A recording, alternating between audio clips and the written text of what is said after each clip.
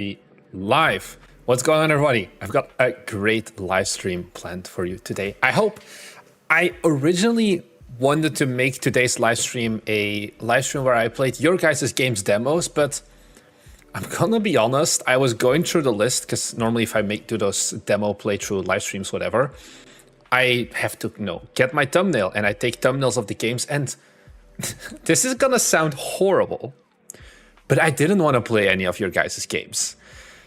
And not from like a perspective that they're inherently bad, they're just not I don't want to play another 50,000 2D pixel art kind of trashy games. So instead we're just gonna chill and start beef. I'm also going to talk about Kyoto Anomaly. I actually just noticed that I, once again, in last stream, I tried to fix the localized screenshots. Turns out I didn't fix it, so I'm going to fix that. I'm going to talk about the wishlist stats. I'm going to talk about the trailer. And speaking of trailers, I opened my YouTube, like literally 15 minutes ago or something, because I was like, oh, have anyone new uploaded? Because the Bite Me Games YouTube channel is like, subscribe to a whole bunch of other game dev YouTubers, because I kind of want to know what are people doing. And I saw this one here from Orange Pixel, who is my he's not my arch nemesis. He's just from the Netherlands, and us Belgians, we have something against him. And he talked about like editing a game trailer. I'm not gonna become React content. I also haven't watched the entire video, but he included a trailer. So you know what that means? I'm going to be roasting his trailer to shreds later on, because I think there definitely are some issues with it as well.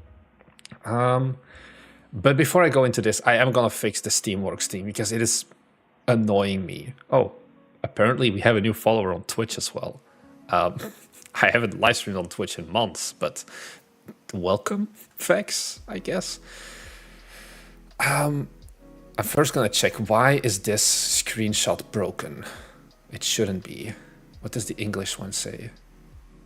Okay, the English one is Japanese as well. This should be an easy fix.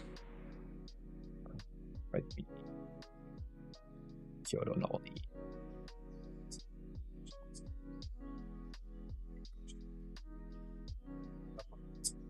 Hello, by the way, Fukjaha Novice, Sunflower Games. You've written, it used to be Catty Tombs, I think. Revolver over. Hard level code. You're a new one in chat as well, I think. Is this gonna be the solution? English, Japanese. Oh, and that's okay. No, this is correct. Okay, let's push this to Steam. Huh, this is new.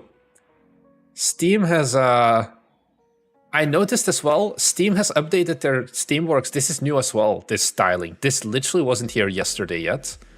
And now apparently we can see version history for store pages, which is a pretty cool thing. I have not seen this before. Publish to public. Can I add notes? Okay, so there's a notes field, but I have no idea how I can edit notes. Okay, we'll get there at some point. Why is there a Doom the Dark Ages on top of the stream? Because that is kind of like a donation goal we have right now, because I am not spending... I have 2 games on my wish list. One is like a viewer game, and the other one is Doom the Dark Ages, but I do not want to spend 80 euros on Doom the Dark Ages. So that's why we have a donation goal. So yeah. Steam is gonna have version history for users too? What do you mean with that? Once you publish, Steamworks asks for a note of the changes. I don't think it did. No, it just says successfully published. It did not prompt me anything. Well, we take it. So can I like now, if I go show version changes? Okay, so I can just see like I've changed the asset. This is still a kind of miserable UI to compare revisions, I guess, but hey, yeah. So let me just check Kyoto Anomaly, refresh. This is English now, let's go. Okay, not that, I think we've had a lot of interest from English speakers. So let's dive into that for a second, maybe, because you're interested in that. We are currently at 200 wish lists. One person has already deleted. This is from 2 days of Kyoto Anomaly, like 36 hours. One poor soul has wishlisted the game on Mac, apparently. And I think the country data regional sales report. I think it's gonna be massively skewed towards Japan. It is in fact massively skewed towards Japan. So yeah, this is, can I do 1 week? Yeah, so Asia is 69% of our wish list right now. So yeah, Seamus, you're listening to the Orange Pixel video. That's good because we're gonna talk about it in a second. So yeah, China has a surprising high amount, I guess, relatively. Basically, I think this is all right. I think this is fine. We've got 200 wish lists in like 2 days, and all we did, maybe that's one thing to talk about as well, because it's something I didn't talk about. We did target Japan as well. More specifically, we uploaded the trailer on our main YouTube channel, which you guys probably have seen. Did you guys get any press coverage like from Automaton for the store place? Like, yeah, exactly, only from Automaton. Automaton Kyoto Anomaly. It got us covered. And so, yeah. It was an article. It didn't go as far as Overtime Anomaly. I think also maybe our screenshots weren't as interesting or something. But what we did as well, and that was what I wanted to talk about, is there's actually a second version of the trailer that I uploaded to a new YouTube channel, which is a Japanese localized version one. Patreon boys, there's going to be a Patreon video talking more about trailers and all of that coming soon. But I think this one has helped as well. If I go here to content, this one got 257 views. I don't know, is it a lot or not?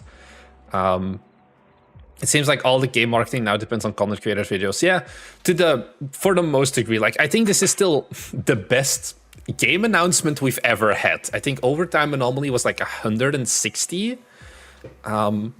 But I think definitely here, because we had that more targeted idea of we want to aim for a Japanese audience, I think this is actually something you guys don't know. We have 2 voice actors. This is, I don't know how much you care about this. Let's go to our regular YouTube Bite Me Games. Hey, these guys are live right now. So in the Kyoto Anomaly trailer, we have an English voice actor, right? Because, you know, it's the same voice actor we've used before. He's a homie, he's Atlas. He's done the voice acting for Unicycle Pizza Time as well and for Overtime Anomaly. So we're like, hey, can you do it again? So he similarly did here, like... This can't be right. So he did the voice acting for the English version, but because, once again, we were like, okay, this is going to be the game where we just balls to the walls commit. The previous 2 games, we kind of always lucked ourselves into Japan. We actually ended up getting Japanese voice actors for the game as well. So the game is fully localized in 2 languages. This is not a viewer or anything. This is just a person that we reached out to. We submitted the scripts to and everything. And yeah, what that then means is also like your call to actions are different in terms of making a trailer. Like I said, I'm gonna talk a bit more about it on Patreon as well. But I think this definitely has maybe helped a bit with that like Japan thing. Why is Japan so hot right now? I don't know. I think it's just the bias because we're like more focused on it now. I don't think Japan is like extremely hot. Like I think to market a game, he made an article about like Japan, I think as well. So it was about sulfur, I think. Ooh. No, it wasn't sulfur. But I know sulfur is is a game that did really well in Japan, and they didn't plan on. Yeah, he made a whole post last year, like big in Japan, on certain games that suddenly got very popular in Japan for seemingly no reason. Did you see Room 404? Looks similar but Chinese. I did not see Room 404. 404. Wait, I feel like I've heard of it at some... No. First-person Chinese horror game. This current... Okay, yeah, so it's an Exit 8 like... They have QQ there. How are they doing? Maybe there's something I can steal from them, marketing-wise. Room 404. 600 wish lists. When did this get announced? I don't know. But that one should, I guess, release around the same time. English, Japanese, Korean, traditional Chinese, yeah. This game contains copyright-free pictures, video, and audio generated by the developer using artificial intelligence. Okay, that's fine. Hi, Marnik. Still not getting your Doom? I haven't gotten the Doom yet. Don't worry. I haven't also done a live stream since the last one, basically. Well, okay, so good morning. I guess that's an American one. I think Anomaly games, like, this does look like a pretty solid one in terms of also like artwork and art style. It feels less acid flippy, I would say. There are definitely also acid flippy. Oh, this one even is part of a fest. I think there was this other overtime something Anomaly game, Company Anomaly, I think it was. And this one uses the same asset pack as Overtime Anomaly Company, yeah. But feels a lot more asset flip because this is just a demo scene. And like, I don't know what they did to like fuck up the lighting this bad. Yeah. Do you know how to get onto Chinese Steam? Yes. I think I talked about it in a Patreon video. And the Patreon video is just an expansion on a, I think, 30-minute or 60-minute talk from, like, it's a pretty unknown one. No. Asian? No.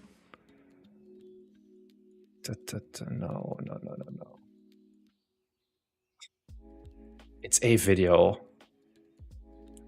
I swear to God. Okay, let me, I can find the link because I know I put the link to the video I'm talking about in one of the Patreon videos. I just have too many Patreon videos. This is not a plug, I swear to God. By the way, Patreon is very good. You have to use a middleman. Yeah, basically, because you need to have a physical Steam office. Not Steam office. You need to have a physical address in China. Then you need to apply for an ISBN. There's a whole bunch of steps and hoops. The recently legislation did get improved for it, though.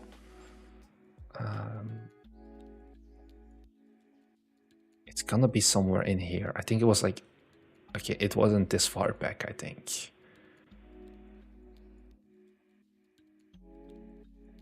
Try to look for it. Or was it in the... I've covered it here, I feel. What marketing videos did I make? Here, don't forget about the other countries. No, okay, I didn't put in here. Fabian, DM me after this. I know the video. I'll put it in the description or something. How many games have we made so far? I think this is our 5th game. We've released 4. We've tried making more. I think we've made 8 in total, but 4 of them we got cancelled. Games. Yeah, it says 6, but I think it counts Forge Industry, like the demo, as a separate game. So, Overtime Anomaly, My Virtual Friend, which is a game. Unicycle Peace Time of Forge Industry, and then coming soon, Kyoto Anomaly. I wonder what their take is. Everyone is already shaming off my profits. Yeah.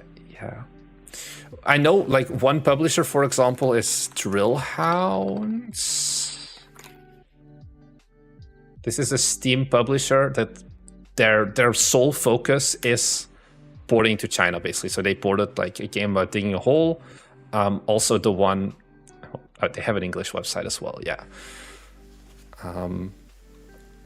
Murky Divers was one that they did. Order 13 as well. Murky Divers digging a hole. I don't know this one.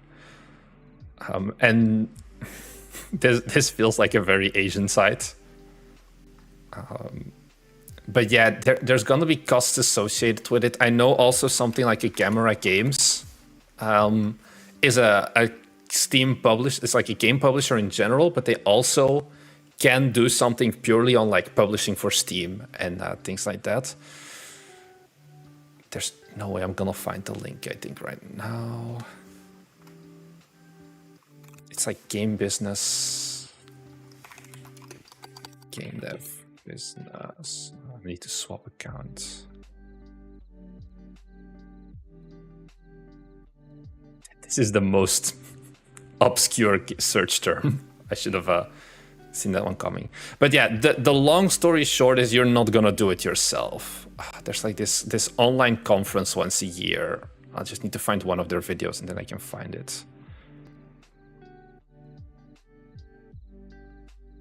Game of Business China. Maybe this is gonna give me here.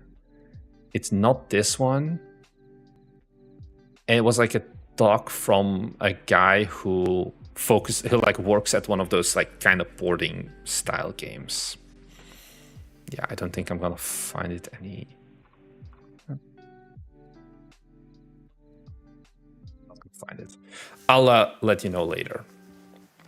So yeah, that is that thing. China is less of a like. China would be nice, of course, but I don't know much about it. Gamersky, yeah. I think Gamersky, Kamersky, they covered Overtime Anomaly at some point as well, but I don't think it actually did much. Okay, no, they're a publisher. Okay, maybe I'm just talking out of my ass. Who knows? Who knows? What's the maintenance patching been like for the games you've been released? Do you think it's worth it? It can be worth it. It depends on if it's a publisher or you need to pay upfront money for it or you're going to try and do it yourself. If you're doing it yourself, it's not worth it. Maintenance and patching for the games we've released has been pretty chill. I think generally most of our like updates, it's like 1 or 2 months after launch, and then it kind of we finish games. As in like at a certain point we determine that okay, we've done everything we need to do, and the amount of players, like once you don't have as many bugs anymore, like latest update was apparently January 19th. Oh yeah, where this was because we had a giant new influx of people playing the game. So if you go to Steamworks, for example, I can show you, not Steamworks, sales stats. If I go to Unicycle Pizza Time in the last year, sure. You can see like, okay, this was launched. And then here in December, we had a very high spike of people playing and like also up till the 19th. So this is why we ended up pushing this update still, because we've gotten a lot of feedback. So basically just people wanted to share checkpoints. Then we had some small updates, like September 11th, basically, was our last update before then. So this was like, game is out. We did 5 updates over like 3 of them in the first 2 weeks, basically. And then this is a very tiny one. And then this one was also pretty okay. Hi, Kex as well. What's up, little bro? I'm not your little bro. Artifacts of the Condemned, your next game. Spoiler alert. We're not certain. That's just that the Steam page is called, but it's completely empty. It's the game Thomas has been working on. We talked about it in a previous stream. I hope it could be our next game, but who knows? So overall, I think post-launch updates, it's pretty fine. Same thing with Overtime Anomaly, basically 1 month. This is we're planning one more like kind of lore update because our voice actor also had a bunch of voice files that he wanted to add to the game as well. So yeah, this is 1 month, but I think at this point we're basically over Overtime Anomaly. Yeah, this was also like 4 updates and some hot fixes. Yeah, 5 updates again. It's like a very quick hotfix of like things really being bad, then a more quality of life thing like having a map as well. But overall, I think we can't complain too much. If someone now does... Should I open source the underlying coaster builder for my roller coaster game? Since when do you have a roller coaster game, Kex? Do I want to know? What's your publisher name? I don't know. And then I was Backyard Coaster. It's not a Steam game, I guess. Can't find it at least. Oh, you don't have a... My dear friend, Individual Kex. You don't do this. You're gonna... Please do this. Go to Steamworks. And in Steamworks here at the top, there's something. Creator homepage setup. Creator homepage URL setup. Do these things. Because this is kind of not ideal. Or maybe you just haven't linked it. Like, this is what happens when you click on your links. You get to this page. And if you click on, like, let's go. Do I have a store page open for our games? Yes, here. What you can do if you have a creator homepage, if I can click open Bite Me Games, is you get this page. I haven't done anything. Yeah, so you do it. I think your strategy is not good. Instead of doing a lot of games, you must do one game with good quality. Your first game have the potential, but visuals not good. Okay, so you're talking about Fortune's Tree. Respectfully, I think that your idea only works in a dream world, where you do not have to worry about survival. I'm not doing store page reviews, Andrew. We did that last stream.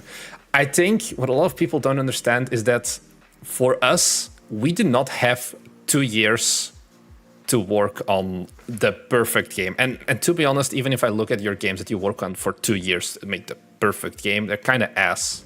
Hence why I'm not doing a demo stream. I have played Twisted Tower demo a long time ago when it like came out, I think. Our games are good, I think, at the end of the day. And I think as a thing you need to get out of your head as a developer is that it's not the work that matters. It's the outcome for the player. Nobody cares about you. They only care about what you give them, basically. Let me see if I can... There was this... I think it's gonna be in Dutch. But yesterday I asked like Thomas of like, any idea how much you would charge for... Yeah. Okay, I'm going to localize this for you guys. Here. I think this is something a lot of developers don't understand. So this is Dutch, but this is me yesterday. What is the idea you have for pricing wise for Artifacts of the Condemned, AOTC? And it's like 10 or 15 euros probably.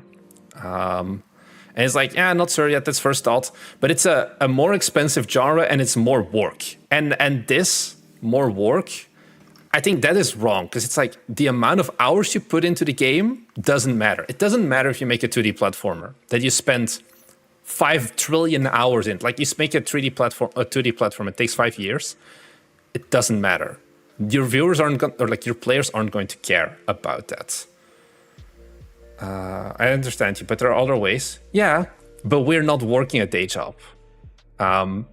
You're not forced to release in 2 years. The thing is, at this point, we're talking about years. You're gonna die soon. And I don't mean this as like, I'm gonna go to your house and blow it up. But are you gonna do this 20 years from now? Probably not, which means you're gonna release, what, 7 games or something? Yeah, is this Russian? No, it is Dutch. Russian is a different alphabet. Also, hi, Thomas. I saw you're here. Jay Burkett talks about how success isn't, as an indie dev is about calculating your hourly wage by the time you launch. 2 hours into a project makes profitability more difficult. Yeah, that's why we also like... We know at this point what is like kind of realistic-ish numbers. And it's like, if we do... What is it? If we spend a year on a game, one, we don't know if we're gonna survive long enough for the game to come out. And 2, even if it's gonna come out, it has to make like 250k for it to be worth it. Even less, or like even more. And that is something that you just can't guarantee. Yeah, that's oh, I got rid of a screenshot, but I told him that as well. It's like it's the amount of content and the amount of playtime. And yes, that is going to cause you to have to spend more time on making the game. But just the pure number of, oh, I spend 1,000 hours of development on this game, so I'm gonna price it at XYZ, doesn't matter. If you're a cracked ass developer, and you can, I don't know, make a game in 100 hours, then do that. But yeah. What do you think about Chris Kukowski's range? Saying we should increase the price of games to the 10 to 20 US dollar range. I think I'm a very bad... I think we're a horrible example to talk about that. All of our games are very cheap. And I think definitely with Overtime Anomaly, I kind of felt that. One thing with Overtime Anomaly is I think the game is kind of priced pretty low, and not in a USD aspect, but something that I didn't, or like I'm learning now and thinking more about now. is localized pricing and the actual take-home pay after localized pricing, where basically this is like converted. Let's put this on US dollars for you Americans. Like converted, the game is at like $6 original price.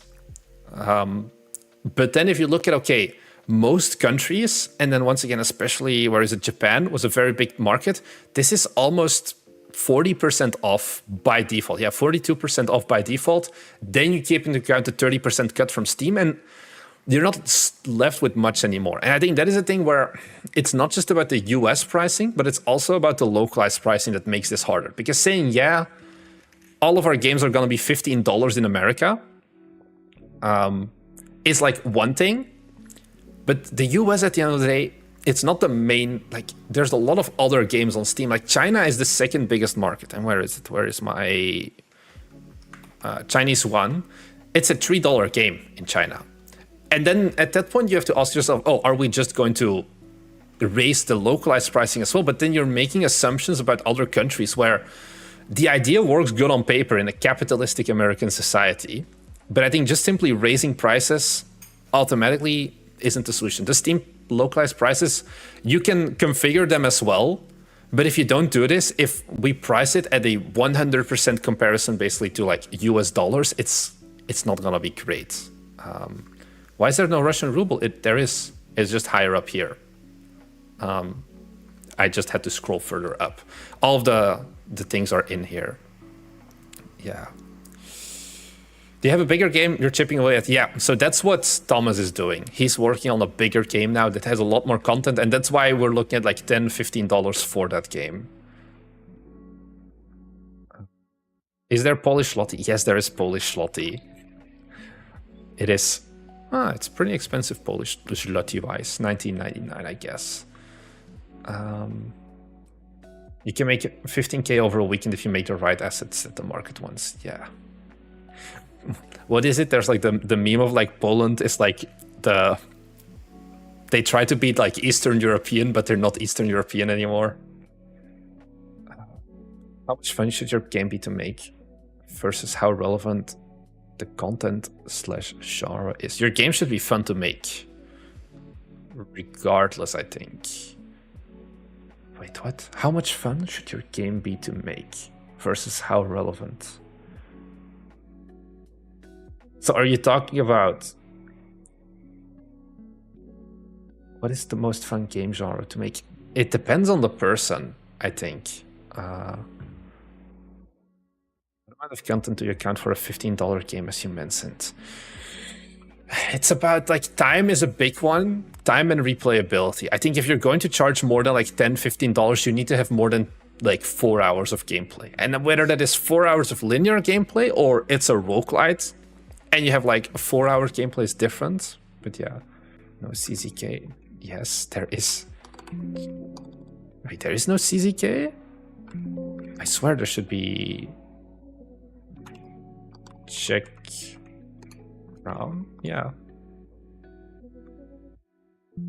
There's no check round apparently. I did not know that. I wonder how Steam does that then. Making a racing game slaps, but making a racing game is also not going to make you a lot of money, I think. Are you planning on in-depth blueprint courses? We're Unity developers, my dude. All I have is Unity. We are not making in-depth blueprint courses anytime soon, unfortunately. I'm very sorry to disappoint you.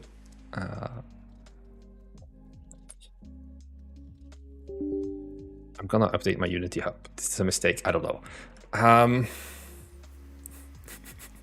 did El Chapo escape? By doing game development, apparently. Your game has to be fun. If you're making a game that you're not going to enjoy from the beginning, then your game is not going to be good, I think. You need to have a bare minimum level of fun and replayability, because otherwise, one, you're not going to care, and two, it's going to be like... You can feel when a game has no passion put into it, kind of. You can... There are differences. I don't know, this is harder to say. Yeah,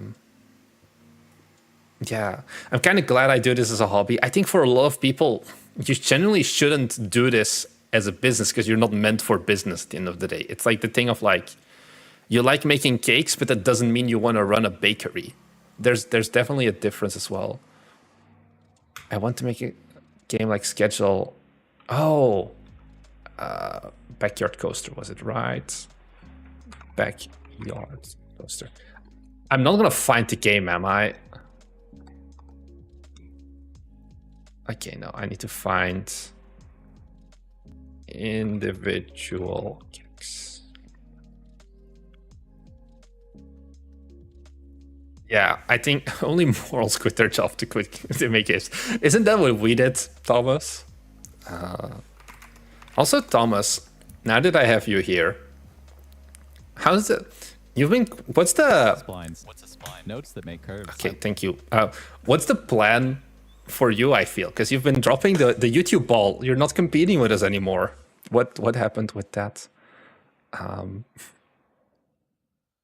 Because I think, do you also have that point of like, now it's like, yeah, YouTube actually doesn't pay the bills because, surprise guys, YouTube alone, let me pull up my analytics, does in fact not pay the bills. This is the last month. Wait, in April together, it was 420 euros apparently. That is not a lot of money. This is the, you do it for the love of the game, basically. So at a point now, we're at the point where YouTube, it's less of a, like, it's still a solid chunk of income. But games are more important. And that's also why, for example, we dropped down to one video a week. Because one, I've talked about everything that I immediately have to talk. I felt like I've talked about too much shit at this point. And I just had like lost a bit of my magic power, so to say. And then two, it's like making games is still more profitable and I'm liking it more and more. So that's kind of what we're doing. You can buy Doom for 420 euros. Yes, but I would prefer to use those 420 euros on beans and toast to begin with, before I go into Doom. Yeah, picking up contract work part-time and haven't done any YouTube. I just got back from Iceland and making a cool video about it. I hope it's gonna be better than your video about you sitting on the cruise ship. Yeah. How hard is it to publish a game on consoles? It's kind of hard and kind of not hard. It depends on the engine. If you're doing a Godot game, yeah, don't use Godot. You can get certain consoles relatively easily. We have dev kits for all of them. We haven't published on console yet, but we have the dev kits. That 420 euros is more than minimum wage in some countries. Yeah, but I do not live in a minimum wage country and we are not a one-person team. So, yeah. What's my...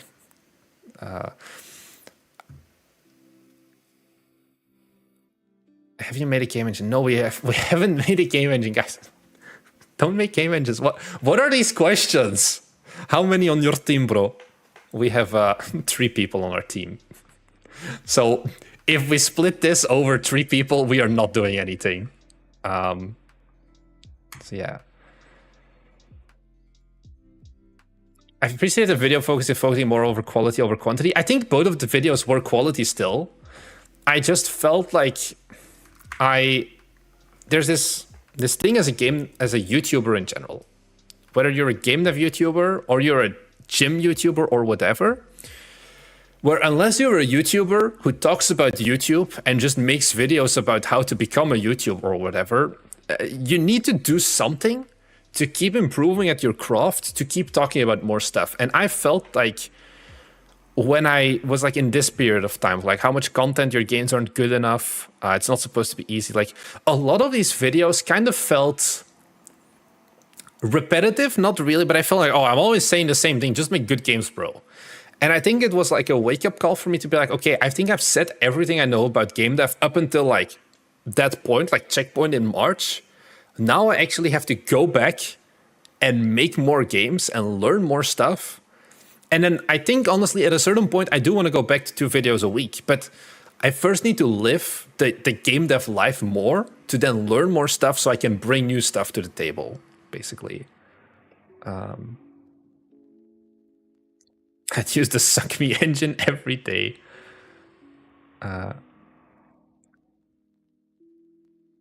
Wait, okay, holy shit, chat is very active. Oh my god, we have 150 people watching.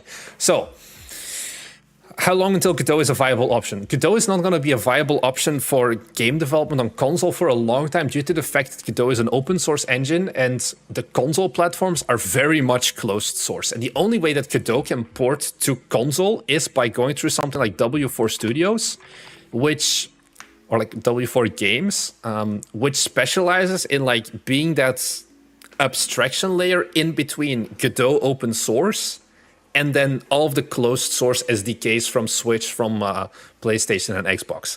These are never going to be allowed to be put into the main like Godot engine, so it's never going to be supported. Unreal open source, it's different.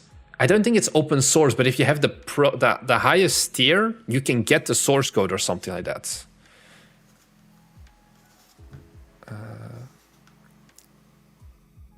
I guess some consoles will die before Godot supports consoles. I don't know about that one. Godot is worse than GameMaker. Well, if your main goal is porting, at the end of the day, every engine can get ported if you want it bad enough. Like games like Vampire Survivors got ported in Photon. I think, what's it called?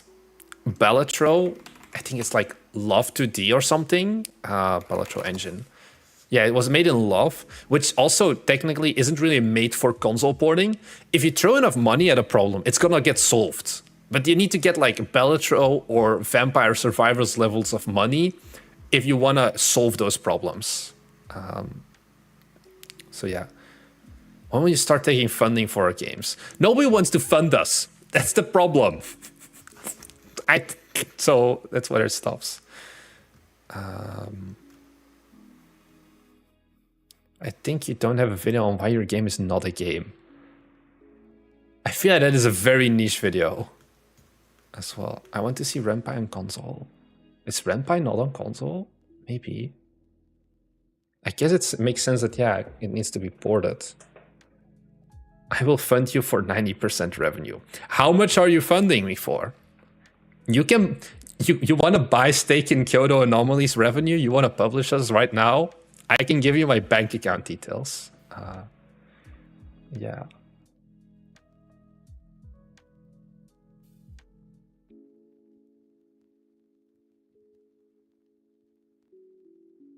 If you've seen Cakes, his audience is weird and mean. Yeah. I've seen Cakes. Oh. Oh no, this is all just trailers. I don't know why. He often, oh no, it's in the community. Why? My YouTube keeps defaulting to, like, he reacts to a bunch of our videos.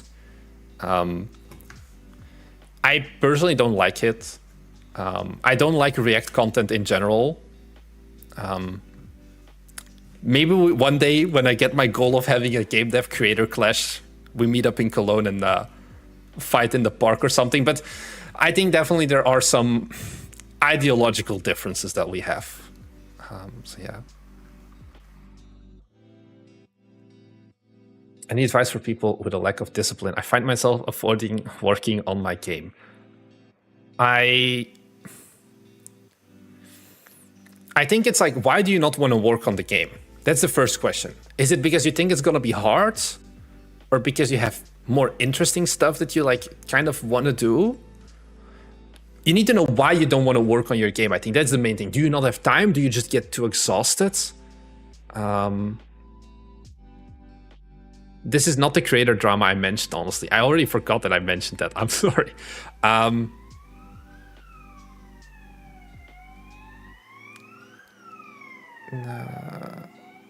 Wait. Watch this we see Biden become an IPO. No, also, the problem is that we've had people reach out as like, hey, I want to buy a decent stake of ByteMe at some point. Like, how much would it cost? The problem is that our shares are split over 4 people, which means that there's basically no way you're ever going to get like a near controlling or controlling amount of the company, because it's not me. It's also Thomas. It's also William. And that is something that a lot of people also just aren't really interested in, I guess.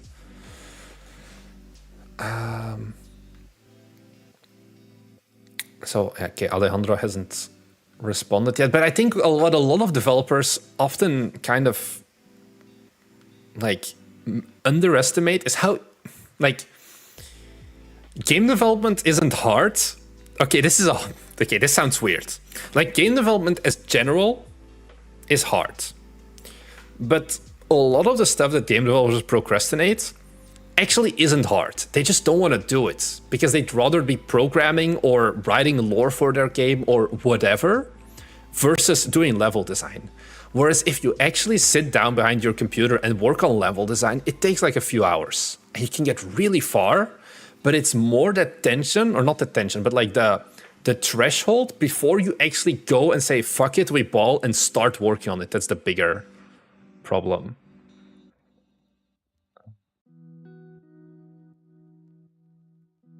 It's procrastinate, yeah. Would you recommend using Love 2D? I don't think so. Use a real engine, I guess. Yeah, Lundis is in chat as well. Like, please use something else.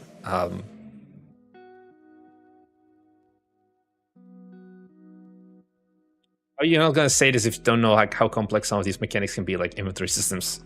I know how complex some of them can be.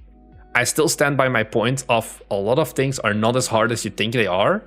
You just don't want to spend like a solid 8 to 12 hour block uninterrupted of actually working on the game and not just faffing about watching Bite Me game streams on your second monitor whilst you're working on your game, buddy. And I think that is more where the problem is. What is the hardest mechanic you ever worked on? I think the hardest mechanic was probably this. The inventory management and route management and like pod finding. Guess what you can see here is like there's different kinds of roads as well.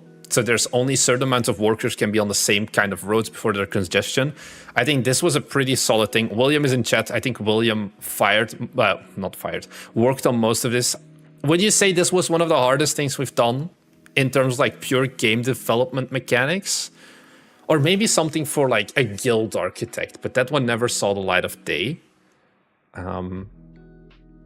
But I think this was also the most complex game we've made, I think, at the end of the day. Yeah, cooperative pod finding is how we call it, has been by far the hardest thing we ever did. And we haven't used dots, but I know it's on William's list of like, he wants to make a game with dots at some point. We just, once again, haven't gone around to it. Will you make a Souls-like in the future? Probably not. Because Souls-likes are a game that's, I think, is very content heavy and you need to have custom art and all of that. And we need to understand that we can't do custom art. We are going to be kind of stuck with like a Kyoto Anomaly. Games like this that are very much asset driven as well. All of these games that we've made, Overtime Anomaly, Kyoto Anomaly, this is just like 3 asset packs. And we've got a game, basically. How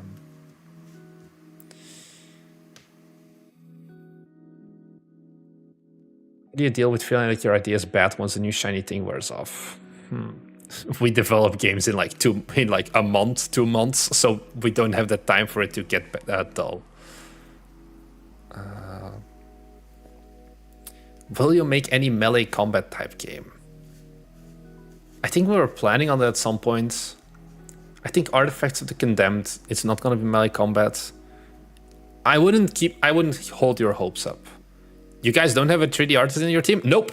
We have 2 programmers and a me. And I just do stuff. Yeah.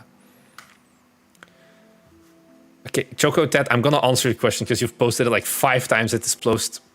Please.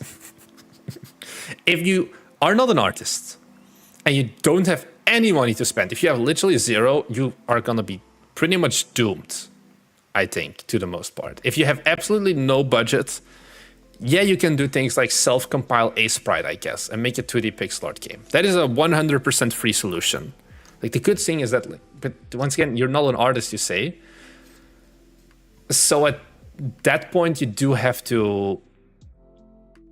You have to spend money at some point. And at the end of the day, Kyoto Anomaly, this game is going to cost us $150 in assets. And then I think Overtime Anomaly was also, I think, even less, like $180 or something. The mannequins was $10. The office environment was $40. I think that's all we paid money for, really. And I think having something to spend, like, there are free assets on the Unity asset store as well, but you're not gonna get a high enough quality, I think, for a real commercial game. Or like, if you are gonna find no, actually, yeah, Unicycle Pizza Time was also, I think, like we had one big asset for the environment, like the city, but everything. No, the Unicycle Boy was $20. That was something we couldn't make ourselves. The asset was, I think, $30 for the city, and then things like this car, these crates, these containers and all of that. I just went onto this is literally what I did for Unicycle Pizza Time. I went to the asset store. I looked up PBR. And then I just went price, free. And then 3D props. And I just went through and it's like, oh, we need trash cans. We need signs. You can see like these are purchased. I just got a lot of random PBR shit and threw it in the game. Oh, we need a dumpster. We need a radio. These containers are these ones. You can see it. So you definitely want to look at which assets indeed you have available. The video coming out tomorrow is going to talk about asset usage. So yeah, because one thing, like, I talk about this in an example, I think. I think it's from Suntail. Here. So this is an asset we once found. And we were like, wow, this looks really good. And we had like some ideas. Was it this one? No, it wasn't this asset, I think. But it was an asset like this. It was a really pretty stylized fantasy town. And we looked at it as like, oh my God, this looks so beautiful. But then we realized that this does not come with characters. And we very quickly realized that if you look for like stylized character, the stylizing is very different then between like this is the N-Halls is one of the most popular ones for like stylized characters with a very wide round of like characters. But this doesn't really fit. Like, yeah, both of them are stylized, but they're different artists with different definitions of stylized, so to say. And that's basically when we had to realize, like, look, yeah, this is a really pretty asset, but we're not going to be making a pretty game with it. There is indeed $1 million game that we're working on in the background. Apart from the 2-month games, it's actually a 1-month game. Thank you very much. And I will not be developing hard level code. Also, 1, I can't develop. And then 2, our development streams perform really bad. You guys like it more when I just yap and talk and do all of that. So yeah, stylized can be everything. They're all different. Yeah.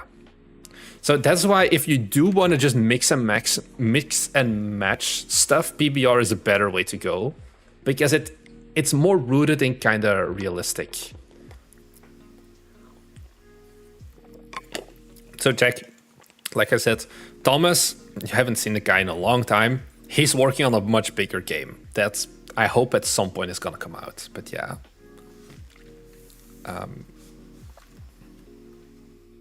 If you have no budget, should you make small assets flip to gain money to use for the budget on another game? Yeah. Is it the Raid Shadow Legends game? Yeah, it's a Raid Shadow Legends game. I don't know if it's available. Probably not. But it's not exactly a Raid. Thomas game Seal Clubbing Simulator. It's not Seal Clubbing Simulator. That would be a baller game, though. Do they have like a seal model? Should we make Seal Clubbing Simulator? Or is this Suck Me's first game? Oh, Ice, you're asking a great question. What's your dream game? A Seal Clubbing Simulator. William, how long do you think it would take to make a Seal Clubbing Simulator game if we get the assets? Seal sliding? No. Baby seal clubbing and then selling their fur. That's it. Oh, perfect. We also have a seal cup, although this feels stylized. Oh, I can imagine the gameplay already. It's gonna be perfect. This is the perfect game for Suck Me games. The game gets harder because the seals get more adorable over time. Don't forget a good club. I'm gonna look for bats. Oh, and you can like upgrade your bat maybe. It's gonna be under props. Like you start with the baseball bats, and then you can upgrade it to the one with spikes or whatever. Okay, guys, we've found our next 1 month game. It's gonna be Seal Clubbing Simulator. Please tell me it doesn't exist yet. What games exist with seal in it? Okay, it seems like Seal Worlds. That is definitely not a seal clubbing simulator. The seal game. It is cute. Yeah, I think we found a hole in the market, guys. Would go for it. Kind of a clicker game with auto clubbing. Oh, did they also say we're gonna make a game with Melee Club before? I suppose we are. Oh, by the way, thank you, the Bobby King 82 for the $5. Do you all split the revenue from the games 4-way? How do y'all split the game cost associated with making the game? So the cost with making the game, we're reaching the point now where like the company makes decent, like the company makes money. The company makes more money than we spend on things like assets. So the main cost right now is time. We do not pay Thomas at all because Thomas still has a full-time job. He's just doing this for the love of the game. Me and William, we get paid most of the time. I think the past 7 months we've been paying ourselves consistently for the first time, but we're paying ourselves below minimum wage because it's also tax efficient. It's not ideal, but that is a thing. In regards to Jamie, he's like the fourth guy. He hasn't worked in our studio really, or like not much. He still does like a tiny bit, but not much for the past 1.5 years. He has some equity still, but that's basically it. Thomas Code Slave, yeah, maybe. So we don't, it's not like, oh, we earn, like we get the Steam payout and then immediately the Steam payout goes 4 separate ways. We do not do that because also tax-wise, that's gonna be miserable. Me and William, we get wages. The company has budget and whatever. If you want to know all about our money and how we run a studio, there is a great Patreon channel. It's from us. Okay, should have. I guess that's obvious. And what I do in there, it's been 18 months already, is every month I make a video where I just talk about here. I have like this Excel sheet. I talk about all of the sales we have, all of the things that happen, like where do we get our money from, how do we spend it, and all of that. So yeah. How do you reach out to non-English streamers? By translating your email through ChatGPT and telling it to sound human and focus on native level grammar first and not like focusing on literal translation.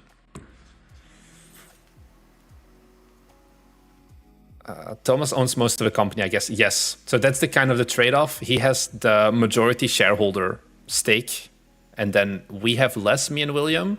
Because also, this was one of the things that like I talk about. Once again, there is this great video over on over on Patreon where I dive much deeper into this. I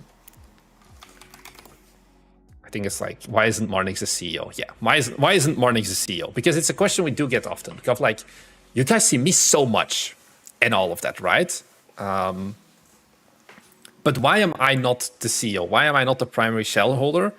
Because also when we started the company, I was like, look, I don't care if you give me 15%, 25%, or 35%, or however much.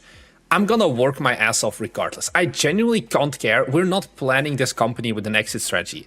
Because also, Bite Me Games as a company is unexitable game to a high degree because everything relies on this, my face.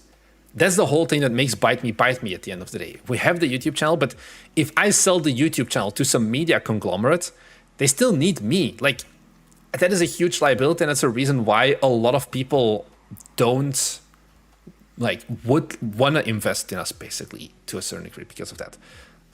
So equity, to me, it made Thomas happy. I genuinely couldn't care less about it.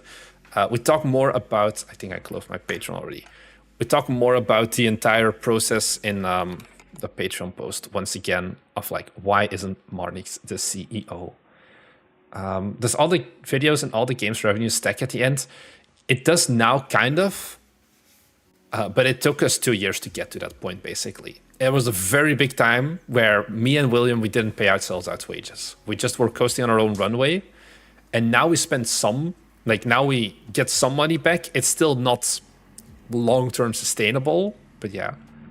$12 a month is a hard sell, is my only issue. You know, you can just get it for 1 month and like watch, like just get, I get it if it's like 1 month for 5 videos a month. And like, if you don't want to like do that, but you can watch 75 plus 18 videos. Just all of these are really good.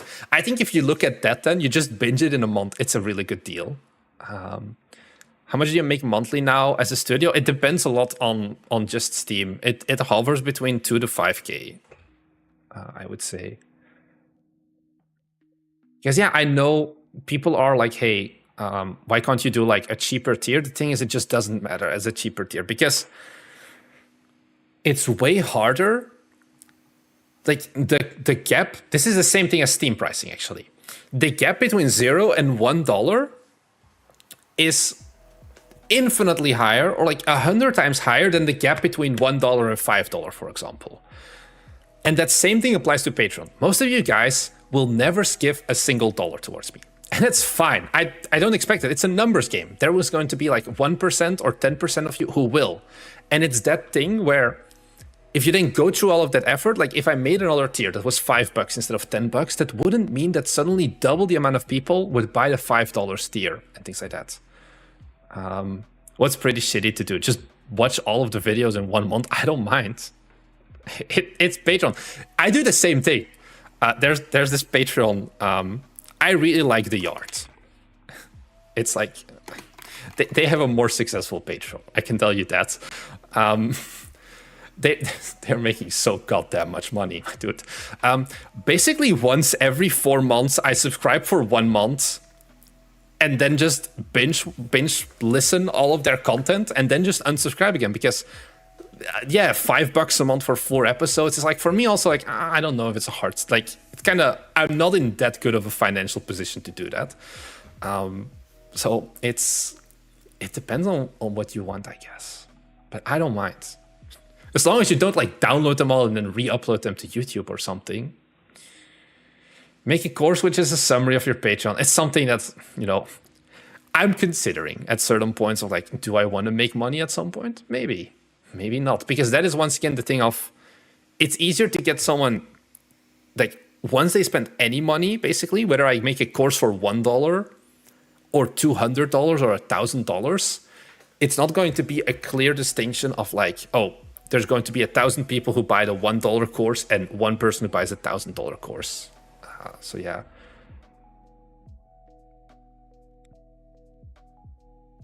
€10 is a bit too much for a persistent subscription IMO. I think that's up to you. It depends on where you live. I think if you look at all of the other costs you have in life, it's not that much. But it's the thing. It's a frivolous expense at the end of the day.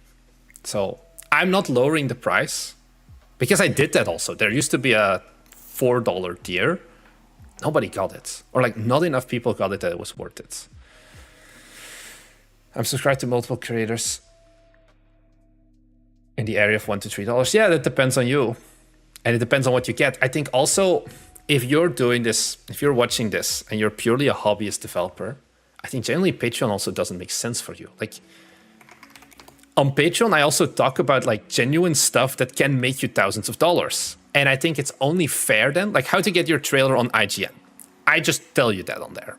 But I think it's only fair if I do that I get something out of it. And if you are not planning on releasing a game anytime soon, then the content on here doesn't matter. If you're not planning on doing Kickstarters or not planning on doing publishers, that is fine. This is not a product for everyone.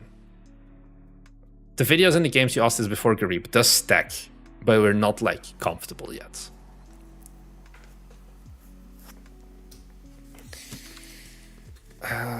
This is not mascara. I am not what is it, gay son or thought girlfriend was the thing I learned before, what you would prefer to have.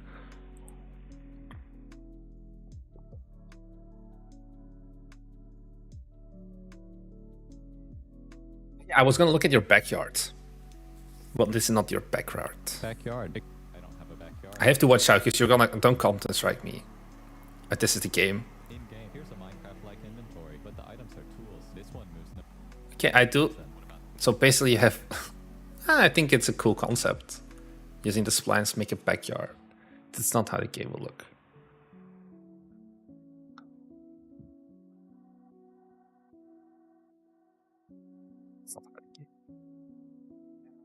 So you want to go for a game about digging a hole. I think one thing that the game about digging a hole did really well as well is like, oh, they also got the drill hounds. Double B. They already had the art style because of Solar Punk. Huh? Solar Punk. Okay, thank you very much. Wait. These are the same developers. I know this. So they were able to use a lot of the art that they had already made for Solarpunk to repurpose it for a game about digging a hole as well. It's not like they made this game in a very short development time, but they had a lot of the art already as well. Unity uses C#, yeah. Why didn't you try the idle game genre? We kind of did with my virtual friend. Asset flip? I don't think it's an asset flip. It's just called being smart. I decided to go with a very realistic coaster builder as an external app. The game itself will focus on simulation and running the business. So like with simulation, you mean like kebab store simulator? Or... Because simulator... When you said simulator like 5 years ago, it meant like spreadsheet simulator, basically. Whereas now, if you say simulator, I think more people think about like, yeah, this kind of simulator, schedule one, whatever.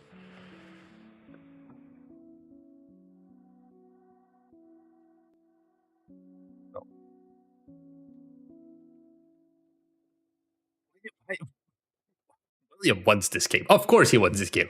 And there is no game on Steam, like... Every game on Steam, William was like, William wants this game. Do I have like any in here?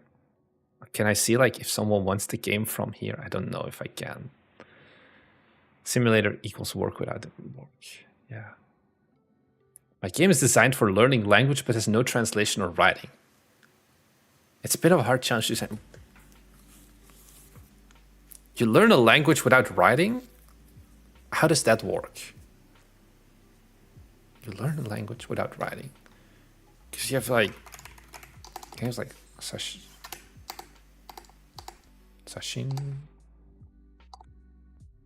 Is it not showing up? Sashingo. Ah, that's why. Because it was written wrong. Like these are like games to learn language, but you need writing, I feel. Because how else are you going to teach a language?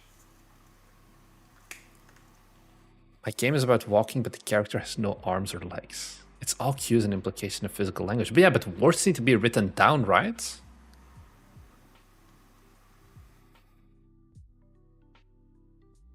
Would it be plausible to salvage magical girl guardian assets to a third person? No, it wouldn't.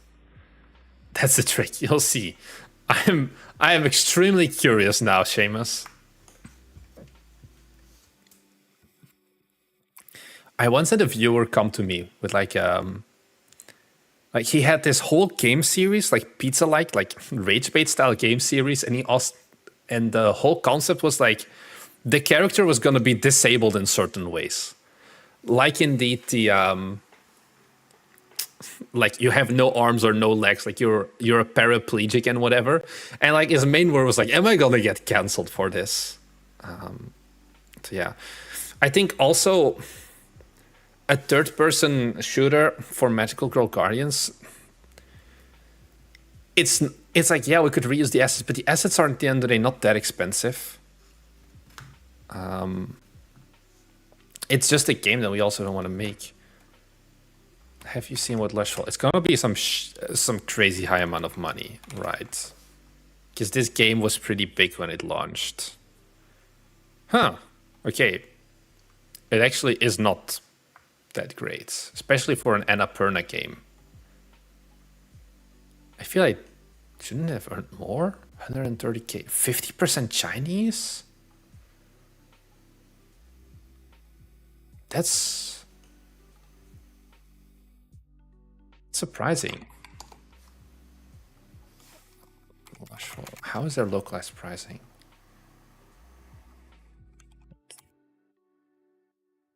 That's the thing, like if 50% of your audience is always buying the game at a 50% discount. Yeah, for Annapurna does not get out of their bed for less than $1 million. And this definitely doesn't look like a game that you can make for like cheap. Like this is a lot of custom assets, I think, and a lot of very expensive artists. That is surprising. Because the game indeed has very good reviews. I think this is just a case of who wants to buy a photography sim at the end of the day. Maybe the question. Most of those assets are on Fab. I don't know if it's a Fab asset flip though, but yeah, like some of them definitely you probably can. It's called Gamealytic. Oh, this is in the way. Gamealytic. That's the website I use. See regional history. Can I see more specific? China, US, and then Russia, Japan, UK. Like those are 3 like big countries, but once again, Russia is also always on a 50% discount, and then Japan is like 25%. That's okay, a bit less, I guess. You know, it's Gamealytic country distributions of, yeah. I think indeed the problem with Lushfall is that it's just a game that it's nice, but it doesn't scream Steam game.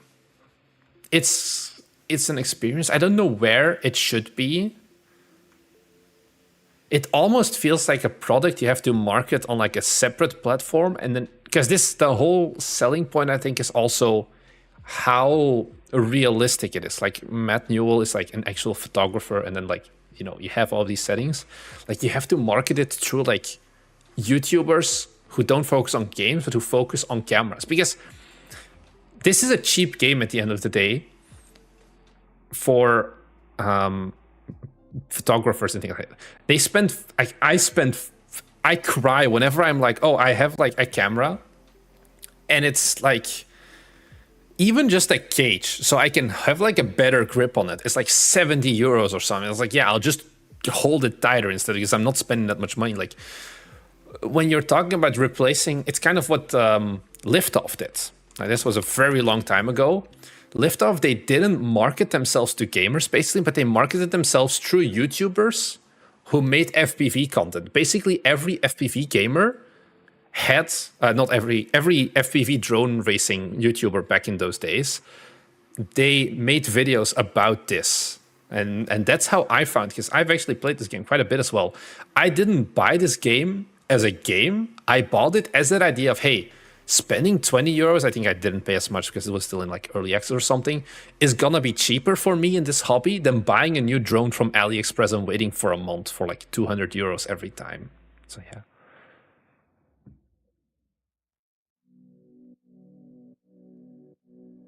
Wasn't there a game dev YouTuber who made a photography game? Yeah. Kyle Banks, Forever North. No. Something North. Kyle Banks. I don't know if it was a Farewell North. I was close. I don't know if this is exactly a... Oh, this is also a highly priced game. think this was with images in it, but I don't think it was the main thing. The thing is, he made like one of his most popular videos was like the screenshots save like the data in it or something.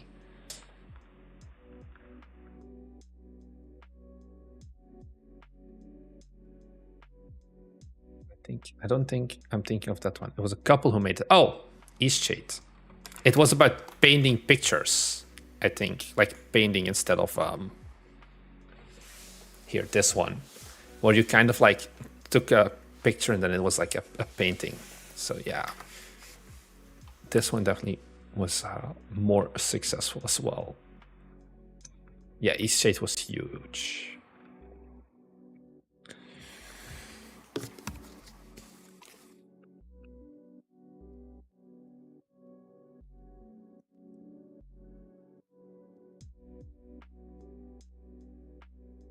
Starting a game, a horror game mixed with a platformer, and you're stuck in a cave.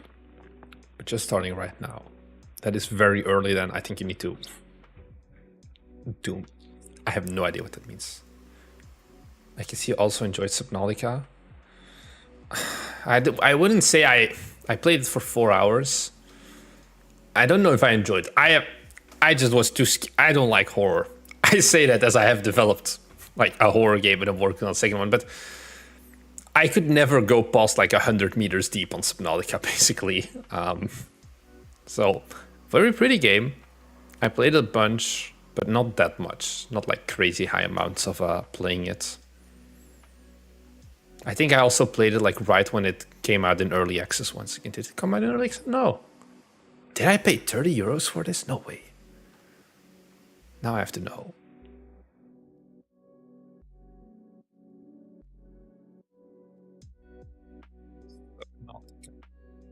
Should be able to find the email that I bought it. Yeah. Yeah, no, I bought it for 20 euros back then. Because there is no way in hell that I have ever paid 30 euros for a game that wasn't a Call of Duty. I am very certain of that. Yeah, I liked the sci-fi aspect, but I definitely could not deal with the horror aspect of this game. Like the too dark stuff things. The Subnautica horror game, I think it definitely is.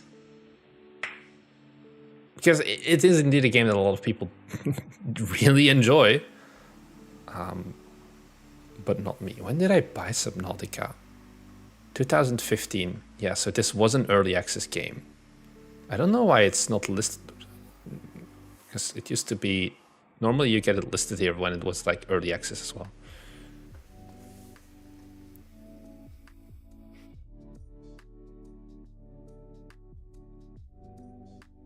Games are popular, just popular as they are popular. They just go viral. Yeah. I don't know why Celeste was so popular, honestly. Hi, Jonathan Turner, as well. Hello to you. Wonder if you'll go deeper with that 100. I don't think I'm gonna get Subnautica 2, to be honest. Is there a night? When is it gonna come out? Not known yet, but probably I won't get it. Underwater Anomaly game. I don't think so. Wait, let me check. I hope I'm still logged into the asset store. There was like a point. No, never mind. There was like a point where I considered like, do we just go all into the Anomaly genre and basically just flip like sci-fi space game Anomaly and then like all different environments, museum Anomaly. I think at this point after Kyoto Anomaly, definitely we're gonna take. I'm gonna take a small break from making Anomaly games. I think Kyoto Anomaly was the right move, having come right from Overtime Anomaly. But I do not see myself making Anomaly games until the end of time. I think it was a good thing right now. I think the setting can still work, but yeah. Also, things like the capsule. I know someone earlier in chat was like, I don't know, but the capsule doesn't feel great. I agree with you. But I also kind of am like, this is not an amazing capsule. Like, it technically works, but it's not my proudest work, so to say. But I am just following the rules of like mascot horror, where you just put a character on it, slap a logo on it, and call it a day. And I don't think it makes sense like for a horror game like this to get custom art commissioned and all of that as well. It has that bite me vibe. Yeah, it's just easy, I guess, to make something. Does it have jump scares? It does have some jump scares as well. What if it had a black background? I think the background definitely is too bright, because this is an older version of the background. It's just, I don't want to go eternally updated. Probably I'll do it once we get closer to final release. There's an argument to reusing as many systems as possible, like with the anomaly stuff. The sanity damage, and like, I don't know if like, there is an interest in anomaly games, but I think the total interest in anomaly games is still pretty low at the end of the day as well. And it makes sense if we can make them very quickly like now, but yeah.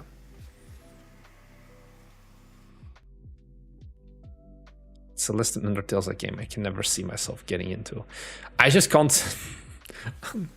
I bought like Yakuza 0 on sale in like the Steam summer sale last year. I think this is the last game that I actually bought, and I was like, I'm gonna play this. I have 0.7 hours. This is what I mean with like making games and running a studio is different. I just can't sit down and like just enjoy a game to the most part, because I know I have more to do. That's like kind of why my wish list is just Doom Eternal or Doom the Dark Ages, because Doom Eternal was one game that I really did just replay. I think I've played it like 4 times at this point. That I feel like I am gonna actually play Doom, but yeah, we'll see. I think the original Doom, I got it like Doom Eternal, I got on sale for like 50 euros. So when I then saw that I had to pay 80 for this, I was like, yeah, never mind. Yeah, I like Yakuza 0 also because I've spent a lot of time in like where it takes place, like Osaka. So it's nice as well. Yeah, Demon Bluff is the one other game, the only viewer game that I've ever played that I'm like, yes, this is a demo or a prototype that I want to do more of. This game got me like crack. So yeah.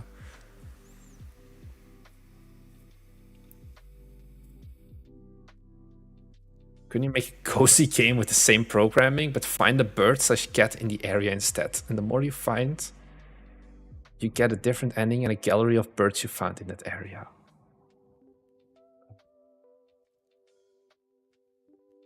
I just wouldn't want to make that game. I can't see myself play that game, and if I can't see myself play the game, I think it's very not ideal to then be like, oh, I'm gonna make this game. As you're saying, you got idea to create a few anomaly games as you have a framework figured out by overtime anomaly. So if you have a game framework, is it okay to make 2 or 3 similar games? I think it's smart to do. It's just you need to make sure that what you're doing, you still need to do something interesting with it as well. Because you don't want to become an actual like full-on asset flipper. I think like you need to make stuff interesting still, basically. How much do huge streamers charge for promotion? Someone like a Ludwig is like 20k.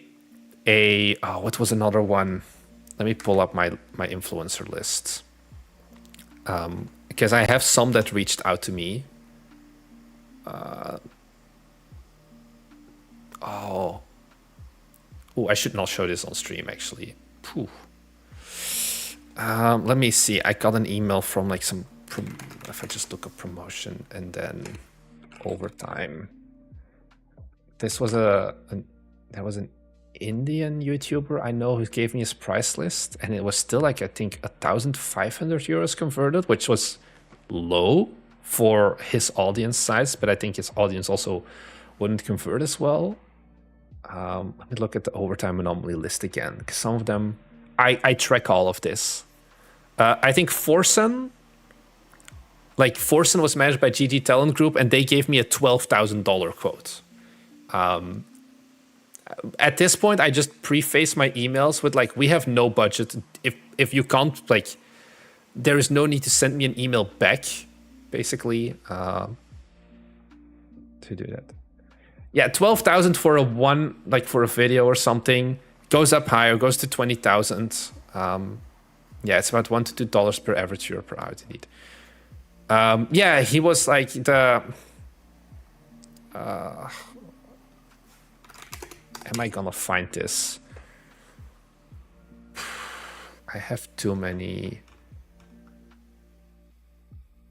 Here. Yeah. Okay, I'm gonna dox it, whatever, I guess. 30,000. I don't know what this is.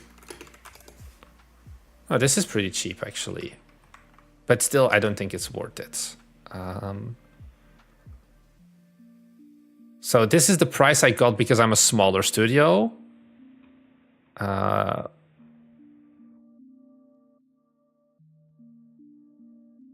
Did he ask? Yeah, do you want to promote this properly on the channel? And I just said we do not have money, basically. And then an affiliate revenue sharing model. There is no way you can track that, basically. Steam. This is one of the things that Steam should have, I think, where there would be some way to track a purchase from a YouTuber. I think that could be a great opportunity for something. Let me figure out what this YouTube channel was again. Take a look at it. So this was okay, so Target Siblings Gamer was this. Which is a 2.4 million subscriber channel. But like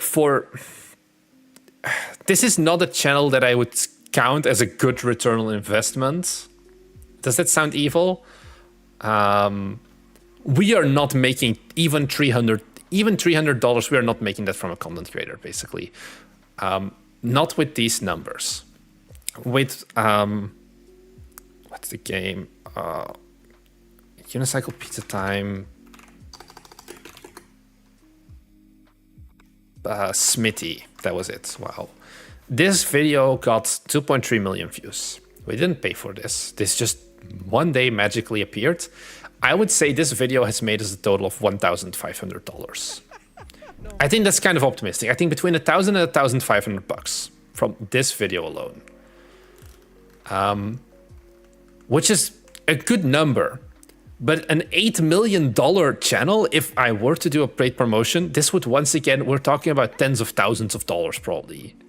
To do an actual sponsored video, it doesn't really make sense. Many videos with small YouTubers or less videos with bigger ones, you do not pay a single dollar to content creators. You just have to make a game that they want to play. But paying them money is not a solution. Because even smaller streamers, Katarinovsky, is it this one? She's a pretty big automation game YouTuber. She charges about, what was it? I think 1,500 for a single sponsored video. Which once again, if your numbers that you're pulling in, okay, this is Timberborn, I guess, okay. Like a lot of Factorio, has she done new videos recently? These are not great numbers anymore. So the small streamers still ask a lot of money. I think almost to, like with small streamers, I mean like 100K plus YouTubers, subscribers. Our sponsor rate for a full-on dedicated sponsor video is between 1,000 and 2,000 euros, depending on the company as well, basically. And I think that is at the end of the day pretty cheap. We can't charge a lot of money because you guys are broke. This sounds horrible. I know. Don't cancel me, but basically, there is not a lot of value in you guys. This is also why our YouTube AdSense, for example, is so low. Sponsors do not want to pay for our content, whether it is through YouTube automated or for, where is it here? AdSense, like our dedicated videos, because you guys are $10 on Patreon is already too much for 99% of our audience. So if you then have like those companies that specialize more in higher cost subscription or whatever, like $50 a month or whatever, no one of you guys is gonna buy this, basically.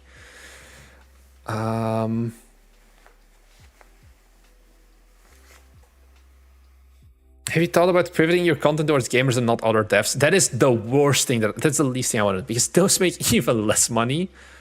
True to her broken. Like, I don't mean this as like a bad thing, but it's like there's this concept. Oh, I'm gonna change my YouTube language to English so I can show this to you guys.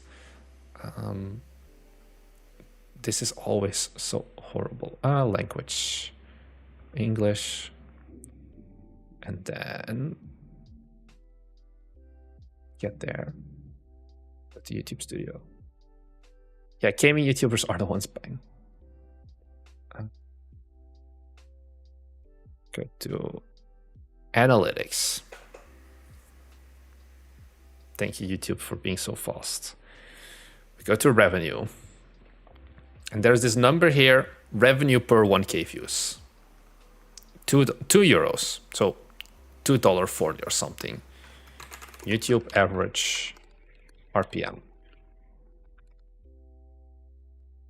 $2 is basically the lowest you can go on YouTube. If you're making, like, you know, Graham Stephan, like, this is like finance YouTube, credit card YouTubers, you know this stuff. This guy, he's at the top echelon of like $15 RPMs and whatever.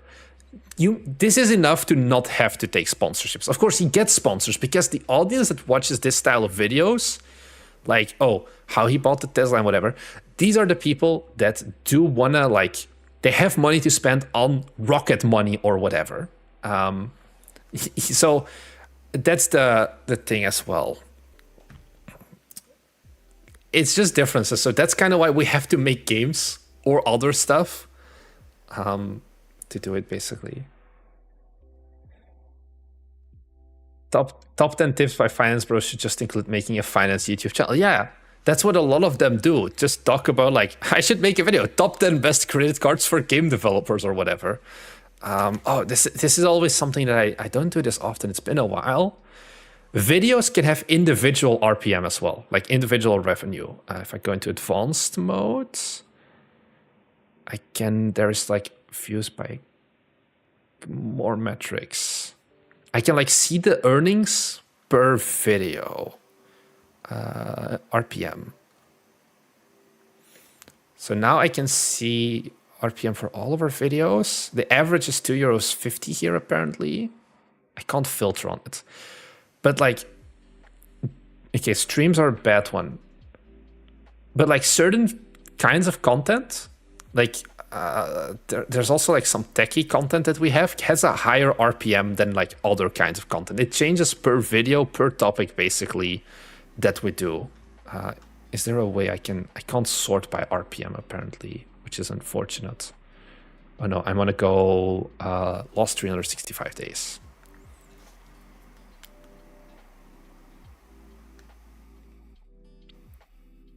And then it's like our tier lists. This is kind of bad content. Whereas a video like how I would approach game dev if I had to start over is more like businessy focused, which performs better. Tutorials always perform dog shit garbage. This is why people just make courses instead of like tutorials. Do I have like any outliers? I know our videos where we talk about AI, but they're not that great, do perform slightly better. Like here, game dev funding tier list. This performs better, marginally, because of the content we talk about in that video. So the YouTube automated algorithm that knows everything about a video, like YouTube ads get auctioned, like when you click on a video in that like tiny millisecond before the video loads, there is a whole deal that gets transpired of like someone buys an ad slot and it's like auctioned against each other. This is also a tier list. Like tier lists are long form, but these perform way lower because the ones talking about funding just earn more money, basically. And then, yeah, shorts are fuck all. Do I have like, I don't know why our hot takes. This is probably because the RPM, if someone does like a super chat or like a special comment, it performs better. I don't know how I got here, but yeah. Is there a game about cracking your neighbor's Wi-Fi? I don't know. Comparing YouTube views to game purchases, I have no idea. This is based on where advertisers want to advertise, right? Yeah, like they get to choose basically what kinds of videos on a channel that they still want to advertise on. the YouTube views, this comparison or like this conversation was about how much it costs to run a sponsorship on a YouTube channel and why we can't charge a lot. Hi, Oblitos. I'll look at it in the next Steam page roasting stream. There's a Minecraft YouTuber. He starts to day one hardcore. It's like devlogs. Starting over in my devlog for the 50th time. Devlog 0. I'm throwing away everything or whatever. And my suffering, lol.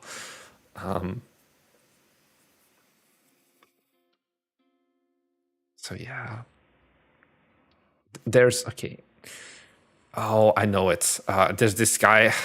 We've beefed. I think it's this. No, it's not him. It's not him. This is a chill guy. Office roguelite. Yeah, this guy. Danum. Where he basically starts over every few months with like his game, like resetting development. Because that is what gets more views at the end of the day. And then, hey, look, we throw in a sponsor. Surprise. Devlog 1 once again. So, and then here, once again, starting from scratch. So, yeah. Restarting projects is an indie staple, or you could just release them. But yeah. Literally the same thumbnail twice. Oh, there is worse ones. Andre... Wait, was it this guy? I don't have beef with these guys, but I think, is it him? He like... No... There was another YouTuber and he like bar for bar, or did he? No. No, here.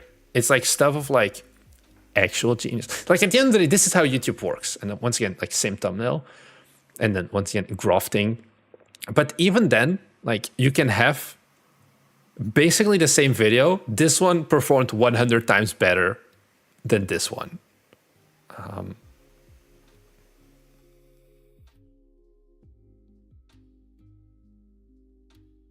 It's amazing the level of analysis you made, even for YouTubers. I just think that... I think the game dev YouTuber world is also kind of small. I think it's pretty easy for me to know most of the game development YouTubers at the end of the day. Like, this is my... Can I like open all of my subscription list? All subscriptions, yeah. So these are the people that I kind of think and like care and follow. But it's like, yeah, you have your David Whalen and whatever, your Code Monkeys. There's not that many at the end of the day. And especially there's not that many who don't give up. Because most of these haven't uploaded in like months.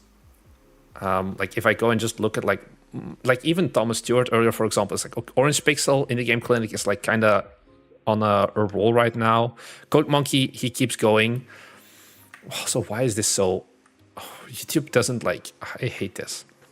Like, there's not that many game dev YouTubers at the end of the day, so it's easy for me to know all of them. And I think that in that little niche that I've kind of carved out of game dev business, lifestyle, YouTube or whatever, I think objectively I'm the best.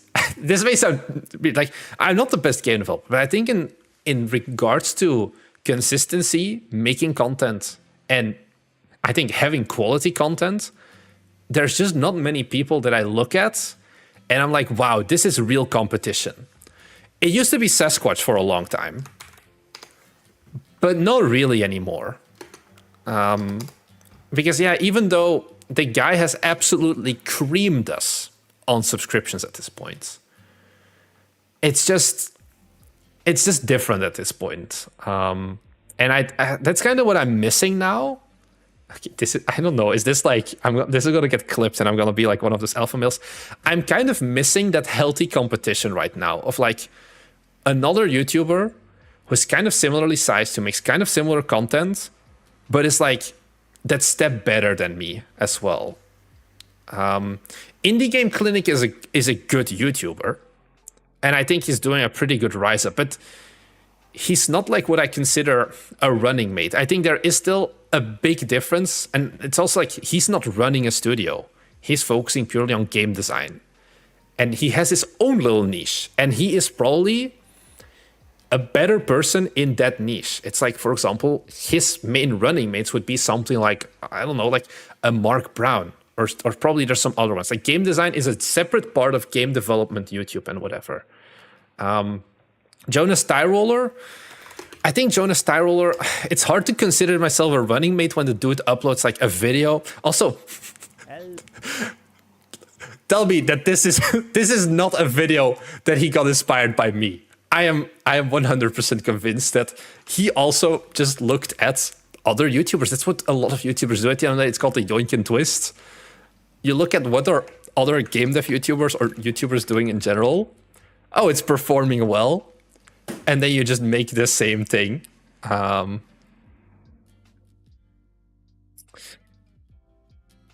It's like, yeah, he uploads a video every 1 to 2 months, if it's even that much. And he has a different philosophy. Also, he does YouTube for fun at the end of the day at this point. He doesn't have to do YouTube to make money, so to say. Or like, I don't have to do YouTube to make money. I don't know as well.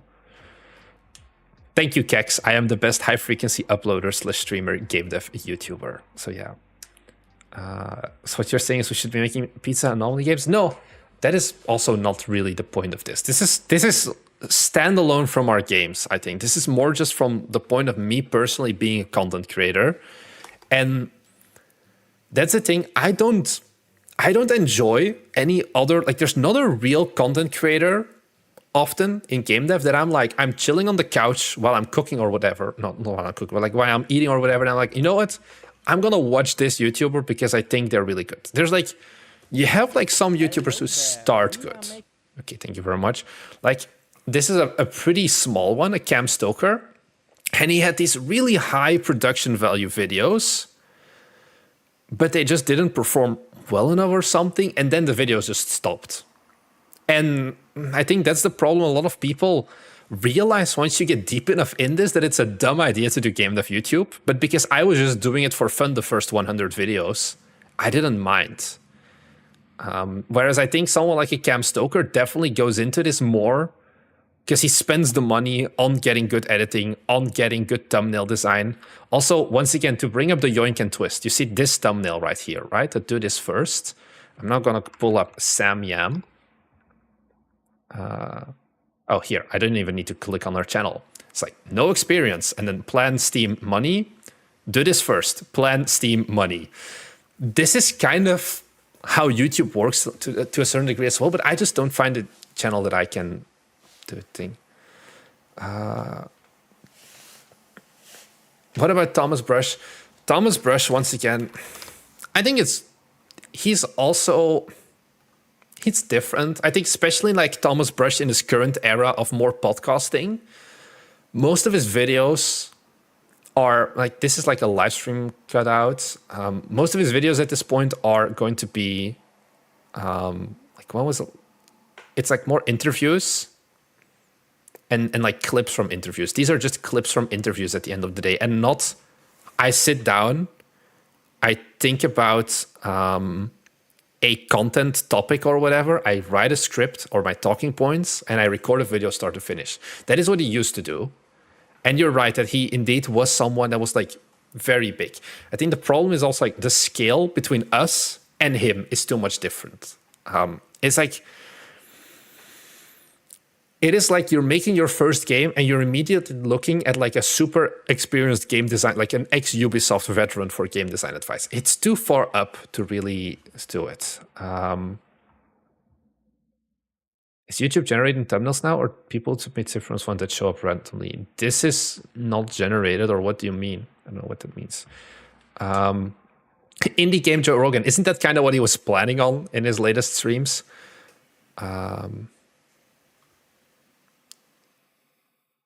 So fast forward my game. This used to be called Edward Lebarca. I think I'm actually subscribed to him.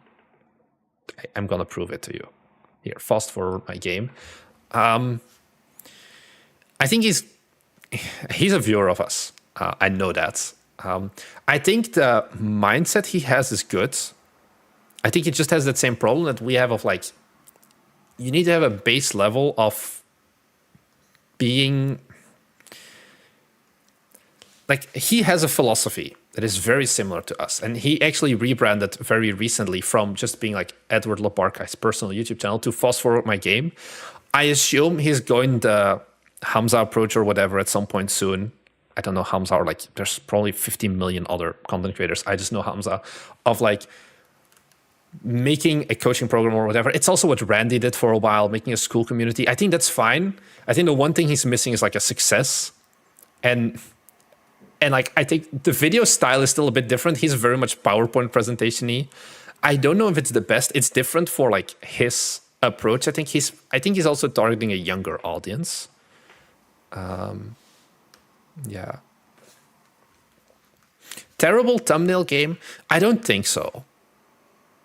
I think the thumbnails are okay. They're just different than what you're used to. But I think that's what it means. Like, this feels very much like a younger channel, like a younger YouTube channel in terms of audience. I think one thing that a lot of you guys don't know is how old our audience is for the most part. This is something that surprised me because like age and gender, chat is in the way. Let me see if I can. When I made this YouTube channel, I was like 22 or something. And I always thought that my main audience was also people like us. But in reality, it's like mainly people who are kind of older. I'm not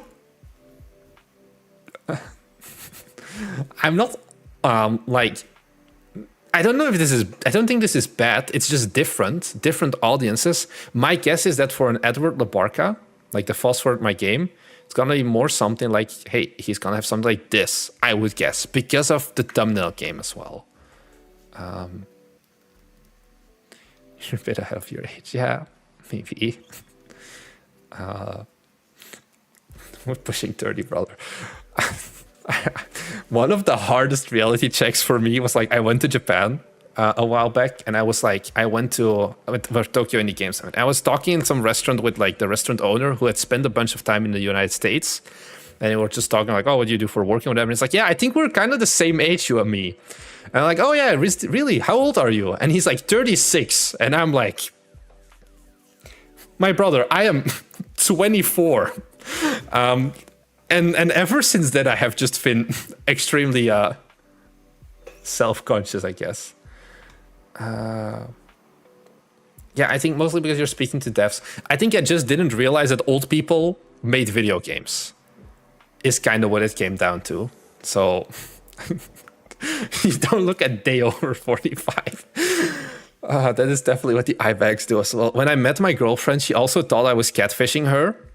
I was back then 23 still, and she just couldn't believe that I was 23. She just refused to. I had to like end up showing her my passport to be like, hey, actually, no, I am not 23. I am not 25 or however old you think I am. So maybe it's a game dev related thing. I don't know. Yeah. What are the top geographies? Brazil, India, Poland is always a big one in game dev, I noticed as well. Netherlands, Turkey. What's the biggest state? It's gonna be California and then Texas, I feel. Yeah, California, Texas, Florida, New York.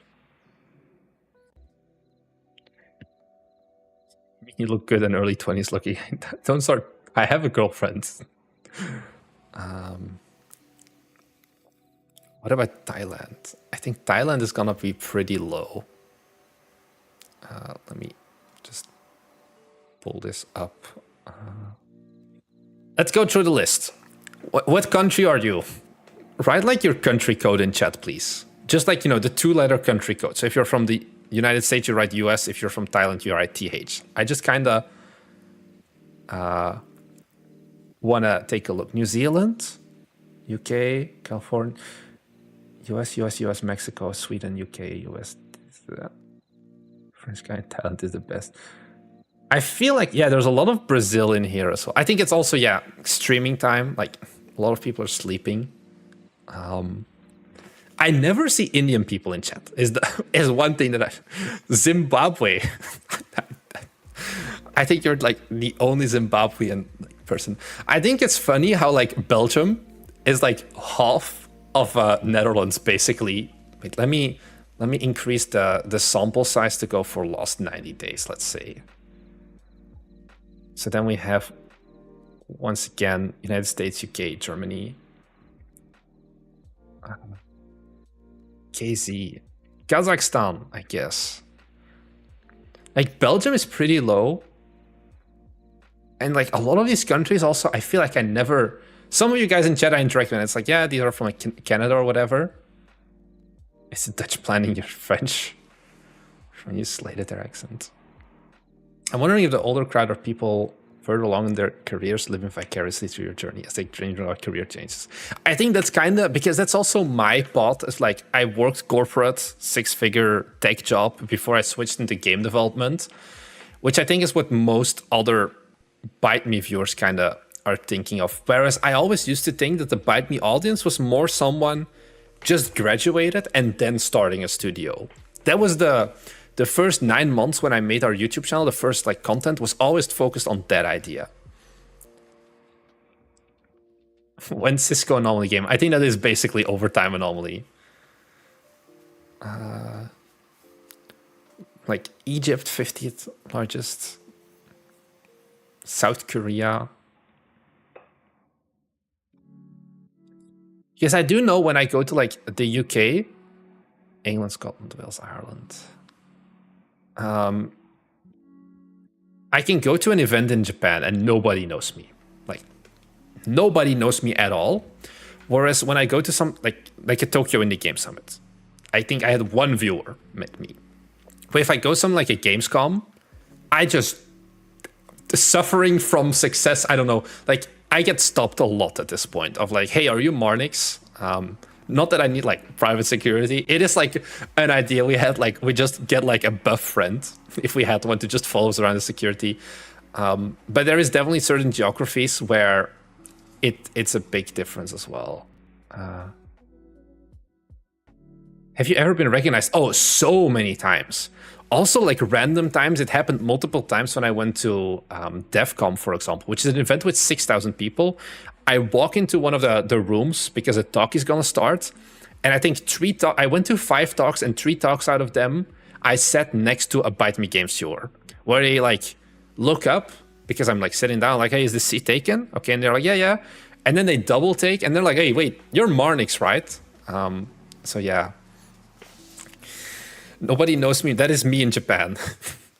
I'm not planning on visiting the US. It just doesn't make sense. Like, it's a thing of like, oh, if I go to some like a GDC, that's like my hometown, I think. Like, that's where most people would know me. But it's like, it's so far, it's so expensive, it doesn't make sense. I did enjoy, fuck, what's it called? Develop Brighton last year. Unfortunately, I can't go this year again, because otherwise I think we could have had some good things. There was like a mini point at some point as well where people did recognize me, and it was like suddenly 7 people surrounded me. But once again, UK is like our second biggest, largest audience, and Develop Brighton is like the biggest event in the UK. So yeah, are any of them attractive females? I have not met attractive females, but I have a girlfriend, so even if they were attractive, I am legally obligated to say that no, they were not.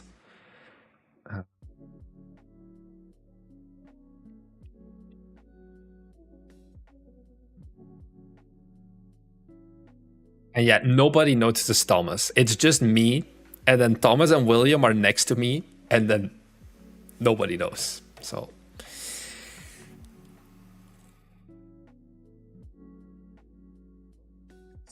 that is... Can I see like content filtered by gender? Is that a thing? Can I like see which videos get the most views from guys or girls?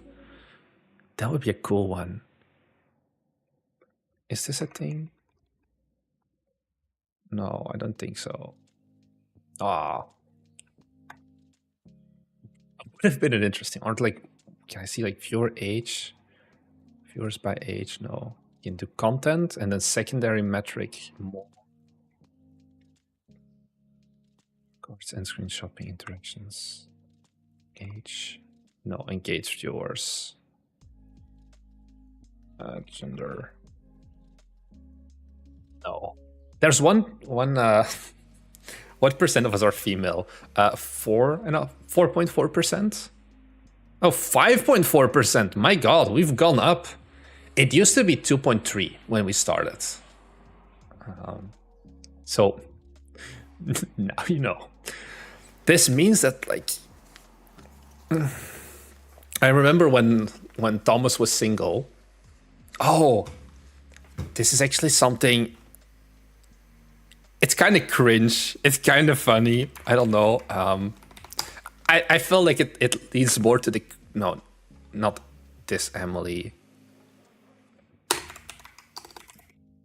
Is it? No, it's not extra Emily. Sondering Emily. Sondering Emily. Like there was like one video she uploaded like a while back. And there's like at some point she's just like, this is my developer, by the way, he's single. And it was like so random out of nowhere. I think I sent it to Thomas. I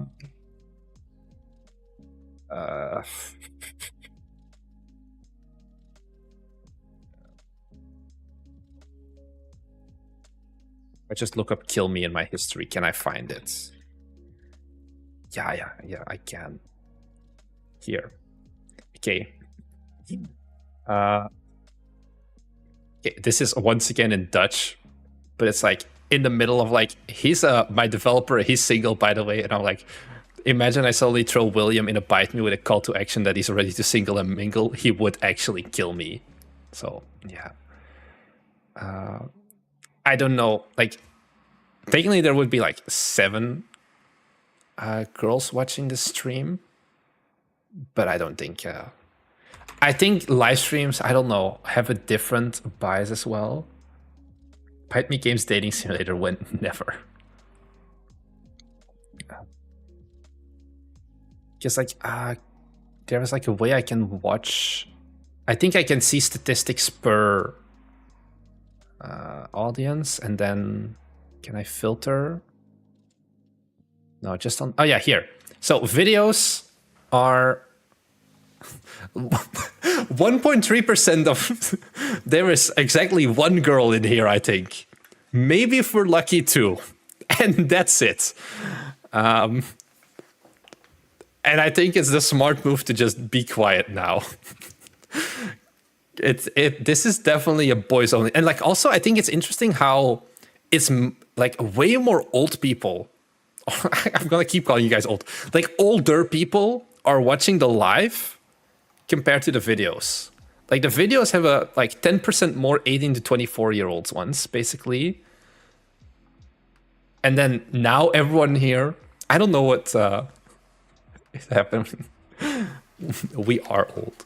I do think these are like interesting stats. Also, like more people are watching this on their computer. 20% is watching this like on their phone, apparently. And guys, who is watching this on their tablet right now? Or on their TV? I feel like that's also a weird one. Like, oh, Poland represents. Wait, it's just. I'm at work on my phone. We send our kids to sleep during your life. I watch on my phone when I cook food. I only watch on the phone. Crazy. And do you do the chatting as well? Tomorrow is your 30th birthday, Kex. Oof. Oof. I don't know. Have you ever thought about starting a TV channel? What do you mean a TV channel? Like evening news? I have it on my PC and my laptop double the views. That's unfortunately not how it works.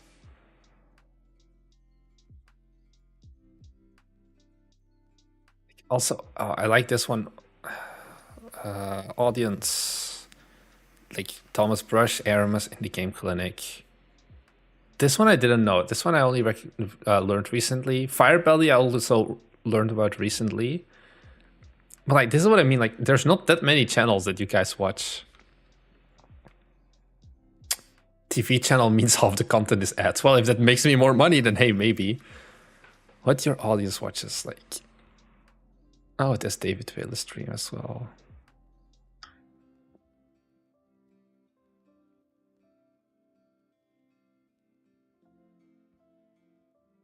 You think of streaming game dev? I think streaming development itself, it's something we used to do as well, but it's a lose-lose, I think, for the most part. People are gonna be less interested in it. Like we used to do them a long time ago. Do I have it as a playlist? I don't think so. I think I cleaned it up. If I just go to live streams, can I sort by views? Yes, I can. Like basically all of our least viewed streams. Oh no, this one apparently was even worse. The trailer ones don't perform as well, but that's like to be expected.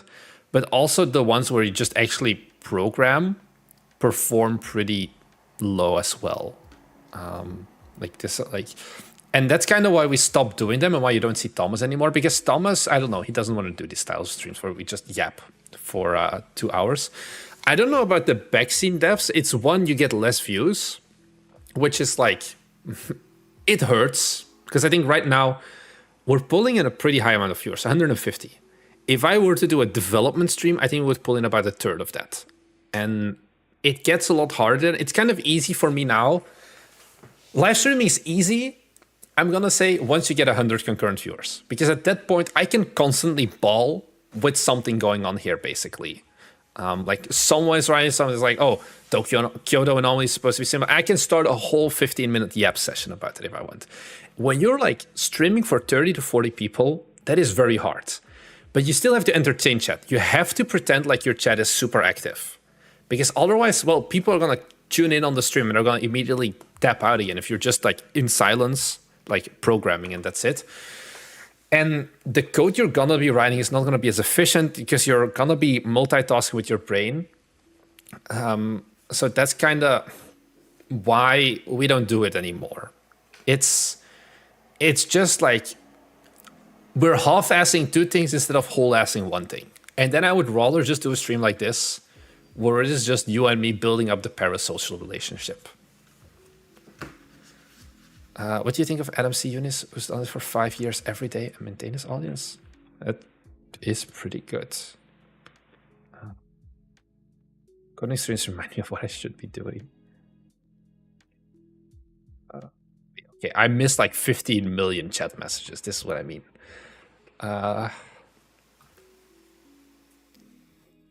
So, what's the pitch for Kyoto Anomaly? Not Tokyo Anomaly. Oh my god, Tokyo Anomaly would be like the next logical step. Because also like, assets. I think I already have like a Tokyo asset even. Yeah, like we already have this asset. So now the question is like, do we just make Kyoto Anomaly and then Tokyo Anomaly? The answer is probably going to be no. I think the pitch is just that we're adapting from what happened with Overtime Anomaly. Where Overtime Anomaly, we made some critical game design flaws. Where we didn't understand what people actually want from an Anomaly game. Like, people like the game, but the game was too complicated because we added too many new mechanics at the same time. Whereas I think with Kyoto Anomaly, we have that very familiar, like exactly the same loop, basically almost, of an Exit 8 or Shinkansen 0. One difference is that now you don't go forward or backwards, but you go left or right, which does have an actual game design impact. Because things like, for example, in Exit 8, you have an anomaly where the guy just runs up straight towards you, and if he catches you, he kills you. That's not something you can do in a way where we always have to pause the geisha, because we always need to get to the other side of the street, basically. But one thing that we're adding as well is this. This is like a shrine area, which is like an extra game mechanic that is going to have an impact. It's kind of optional, but if you want 100% the game, you're gonna have to utilize this, which means that there's gonna be more of a hide and seek aspect as well of looking at the environment to find all of that as well.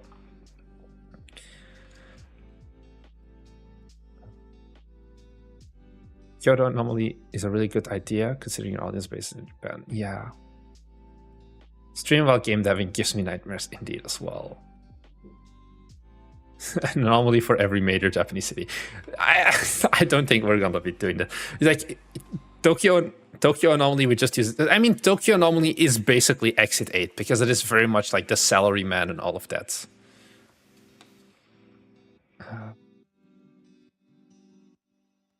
Yeah, I want you guys to follow your journey in studio. Like, that is the one thing we've learned more and more. Like for the most part, our games and our studio content, we treat them as two separate things.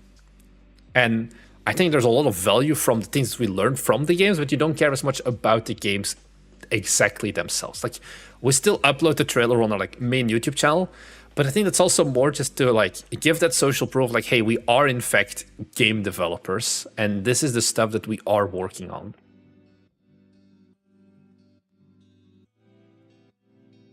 Enjoyed Overtime and all with Saturday, almost made a rage quit. Have you played in the latest update where you don't have to completely redo the like entire week? Because that is something that definitely helped.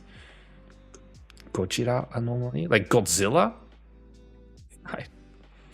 I don't know. Like I said, I don't want to keep making Anomaly games until the end of time, because it's also like I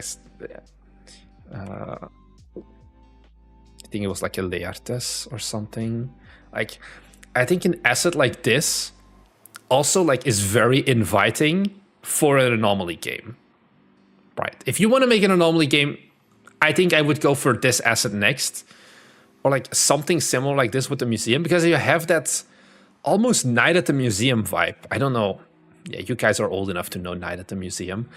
Where I think it could be an interesting one, where you're doing your rounds to see if everything is fine. Like maybe also it could be an Overtime Anomaly or more of a traditional Exit 8. I think indeed there is a good game that could be made around this. But like I said, I kind of wanted to...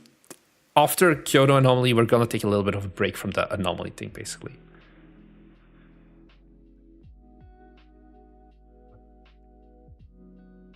Yeah, HX verified Night at the Museum. Will we do another pizza-like? If we could find a good idea for a pizza-like. And that's the main point, we just haven't found a good idea. Now, I don't know how good this asset is, to be honest, because Laertes is very hit or miss. It does not work on built-in. Skill issue. To not use built-in a year ago. Is there a Jurassic Park asset pack? Maybe... They're doing a deep simulator racing game. No, the next game, guys, remember, after Kyoto Anomaly, it's going to be Seal Clubbing Simulator 2025. That's the next game. But first, we have to finish Kyoto Anomaly as well.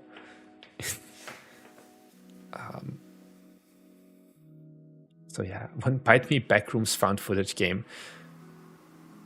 There's... I'm not... there's going to be backrooms in Kyoto Anomaly. We're going to expand upon the Exit 8 like in certain parts, good or bad. You need an artist for backrooms? You need an artist for backrooms? I think if you want to go like modern day backrooms, we're going to do very light backrooms at the end of the day.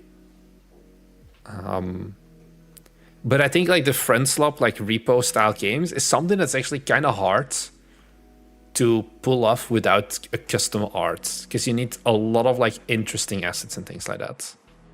I don't think any of the successful like content warning likes and things like that have been made with asset packs. I feel like all of them have been made with custom art and assets.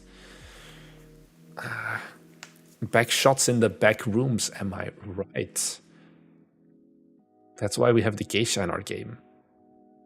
Okay, no, I should just shut up.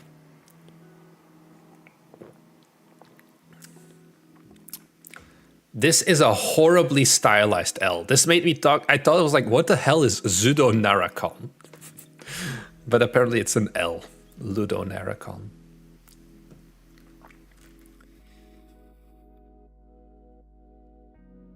Why are you not going to join Nexus with Kyoto Anomaly? Because Kyoto Anomaly is too small of a game to have a delimiter of now it's a demo and now it's the full game.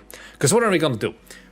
You're going to stop after 4 out of the 8 loops it doesn't make sense. It is something that, like, also with Overtime Anomaly, people ask like, hey, why did you not do a demo? I think Overtime Anomaly, if we really wanted to, we could have done, but the game just wasn't ready in February yet for an actual demo. I think for an Exit 8, it really also isn't gonna, like, an Exit 8 and a Shinkansen 0, they didn't do Next Fest either, because it's, you know the entire game. The game is almost too short, and there's no clear, good feeling point to stop it, basically. Because what we're gonna do, you can be like, oh, there's only 2 endings in this game, but that's also not really great. Water Park Anomaly. Like, yeah, that's what I mean. There's a lot of ideas you can do with anomalies, but yeah. Do other games in the genre do demos? Not in like the Exit, like, style. Like Exit 8, 6 Exit did not do a demo. They just launched. You could say that Exit 6 Exit's just that's the one thing. If we do make another anomaly after Kyoto Anomaly, it is going to be actually Sexit 8, I think, but I don't think that's gonna happen anytime soon. Because yeah, is anomaly games really that big of a genre? I don't think so. Are you bundling the anomaly games? How long after? Oh, we're doing it right when we launch. Right when we launch. Here, Kyoto Anomaly. I think bundling is generally pretty good. Let me actually pull up our bundle stats as well. We already have the bundle prepared. It's kind of annoying. You can't like do a lot of bundle stuff until both of the games are visible in store and things like that. But we're gonna do bundles. Can I look at my bundles? How much have we sold through bundles? Like, not a crazy high amount at the end of the day. Like Hazardous Employment, this is Unicycle Pizza Time and Overtime Anomaly. It's made something. I think if it's one of those things like, yeah, we take a 10% hit on it basically, but we do sell a bigger pie in general. And if that 10% discount is what's going to convince someone to pick up both of our games, then that's fine. I think the problem is also, it depends on matching bundles together that makes sense. I think something like the Anomaly Hunters bundle, which is going to be Overtime Anomaly and Kyoto Anomaly, is going to have more success than this bundle, which is like Overtime Anomaly and Unicycle Pizza Time in one bundle. And yes, John, you're always traversing the level in the same direction, so there's no turning back. You can only go forward, basically. But then you have the left or right, and that does have some changes. Like bundles, I don't think bundles are gonna make you rich, but I think bundles are like a good way to showcase like more games. Have you thought of bundling with other Anomaly games? It's like reaching out to them. The problem with bundling as well is that you kind of have to be on a similar level, I think. Because let's say we have an Order 13. Order 13 is a game from Belgian developers. I know the guy. I know the publisher. I can literally call him up right now if I really wanted to, so to say. It would be very weird because I haven't spoken to them in a while. But this game has like 10x more reach than an Overtime Anomaly.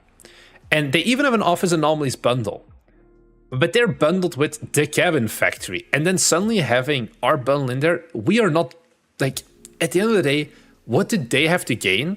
Because I am bumping up the price for that bundle, which means that less people will buy the bundle in general.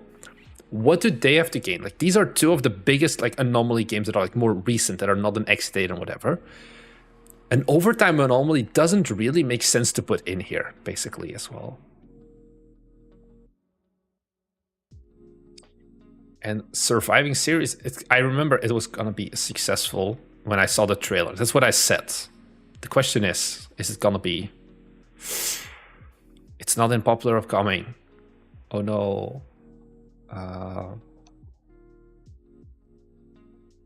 What's it doing?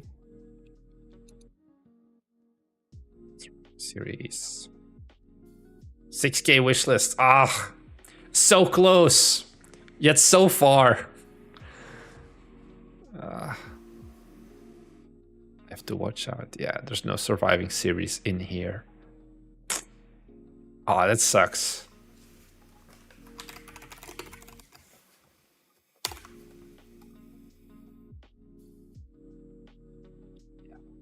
May 2nd.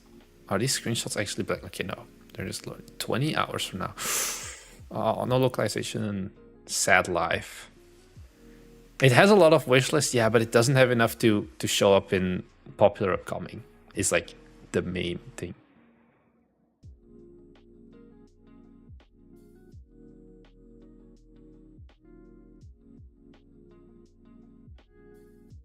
Train anomaly. It would basically be a normal train. You mean platform 8. The train anomaly genre already exists. And it's made by the same people who made Exit 8. So yeah.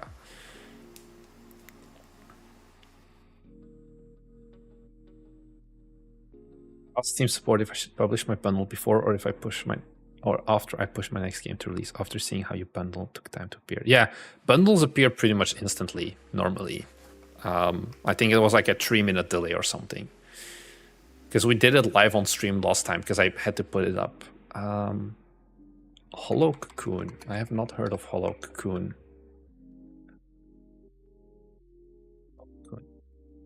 First person horse in 1980s Japan. I think a lot of these assets are bespoke. I wouldn't say this is just a few assets. Because I have seen most of the Japan assets that there are at this point.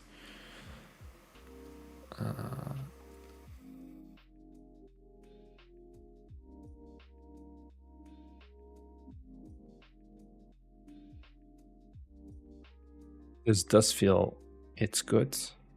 I have no idea. It is very J-horror-y, I think. Does anyone know when the next Unity asset sale will be? I don't know. Did they finally stop? Well, it's still live right now. So I do wonder, you have nothing to do with surviving Mars, right? Yeah, it's just a very funny coincidence, surviving Mars and surviving series, I guess. Yeah, I think the Unity asset sales aren't as like announced in advance. Probably summer. I think they do like a summer asset sale as well. They do a bunch of them.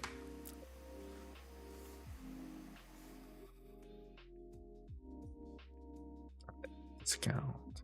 That's why. The chill update.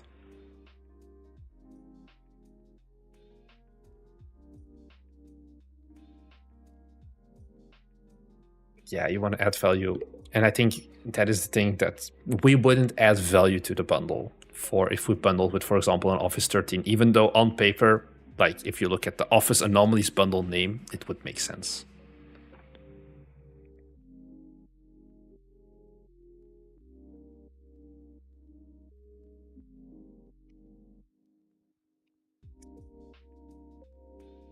Come on, guys, give me some topics. This is what I mean. I need to bounce off something. Hot takes. What can I provide you with on this fine... What day is it even? Thursday afternoon. A 30% return rate is high. Yeah, that is very high. I think we already have a pretty high return rate for Unicycle Pizza Time. Like a kind of too high Unicycle Pizza Time. Refund data, and let's pull up overtime and always refund data as well. Like this 26%, 25%, this is high. I think the main reason for this is like, it's not great. I think checkpoints and things like that, we've done most of the stuff we can do. I think the biggest issue is one, our networking just dies for some reason on certain users. And we've tried debugging, it's really hard. And then the second thing is just, it's a rage bait game. Or like a streamer bait game, rage, whatever game. If you don't like it in like the first 10 minutes, yeah, you're gonna refund it. This one, 337, this is a more normal rate. It's a little bit higher, I guess. It used to be 14% or something.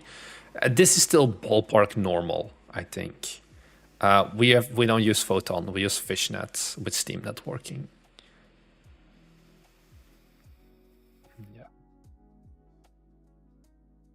Oh, Carrie, you're here as well. You can't compare Mars and series, yeah. I went with series because everyone else and their mother does Mars or the moon. Yeah, absolutely.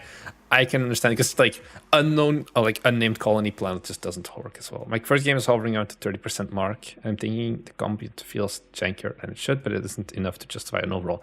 It matters as well, like how many people are still buying the game. If the game's been out for a year, like for Forge Industry, okay, this is the most recent month. Let's look at a bigger. This is actually way lower than I expected.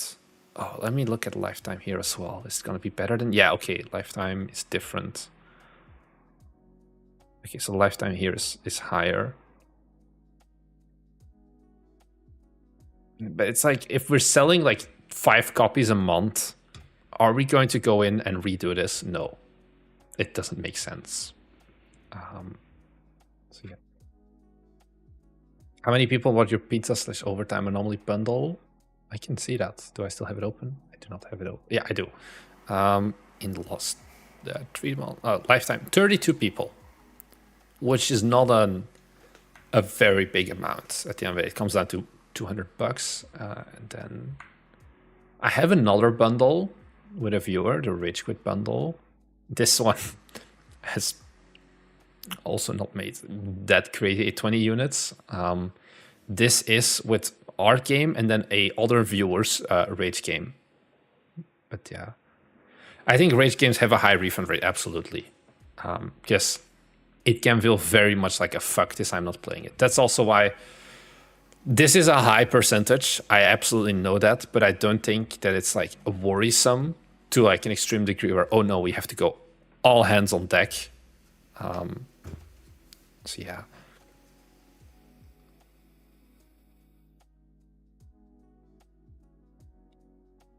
Look at that. Is Fishnet better than Unity netcode for game objects? I don't know. I'm not the programmer. I think it's a case of Unity network for game objects is just not what Thomas is as familiar with. Yeah. Blacksmith Master is very different than Forge Industry. And it's... I don't think Blacksmith Master has ever even heard about us existing. It's a very different game, I would say still. Because this is very different in terms of game loop and whatever. This is one of those games that I just do not fucking understand. How a hooded horse... This game has like an obscene amount of wish lists as well. Gamealytic.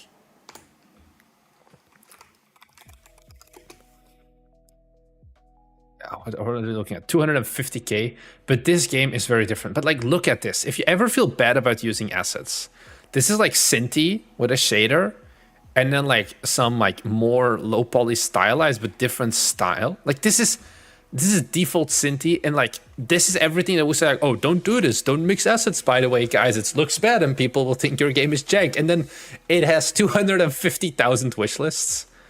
Oh, what's your game, Yoni Dakosaurus? I am curious. One game upcoming. Do you in fact have a new game? I don't know.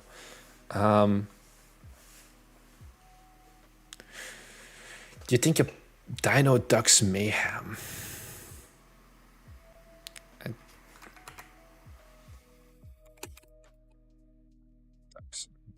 Oh, it's 3D now? Yes.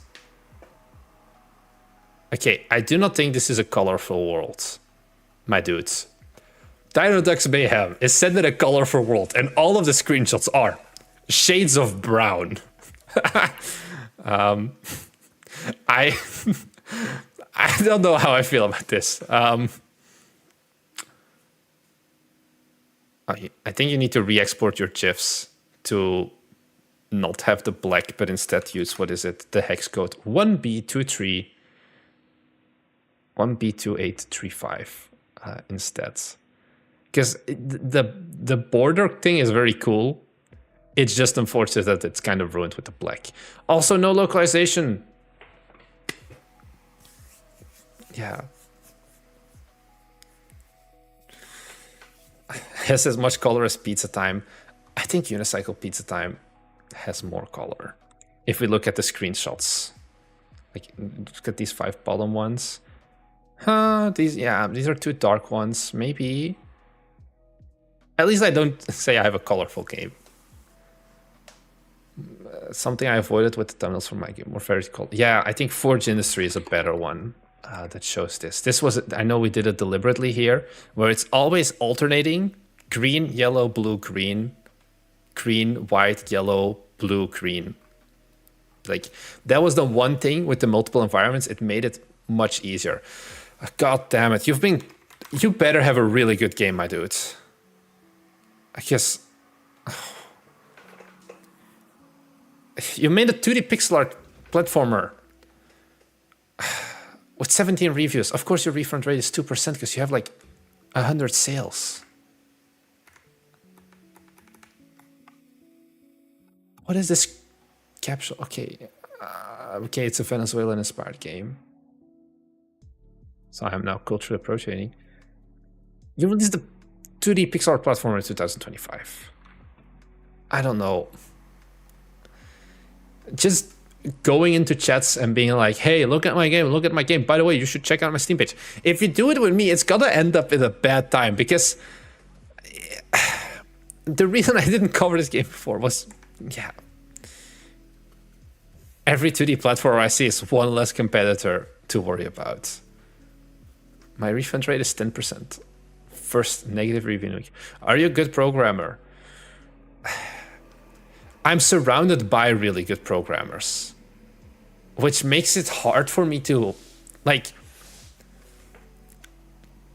I can survive, I can prototype stuff, and I think if you put a gun to my head and both Thomas and William got shot to death, and I had to make a game on my own, I can do it.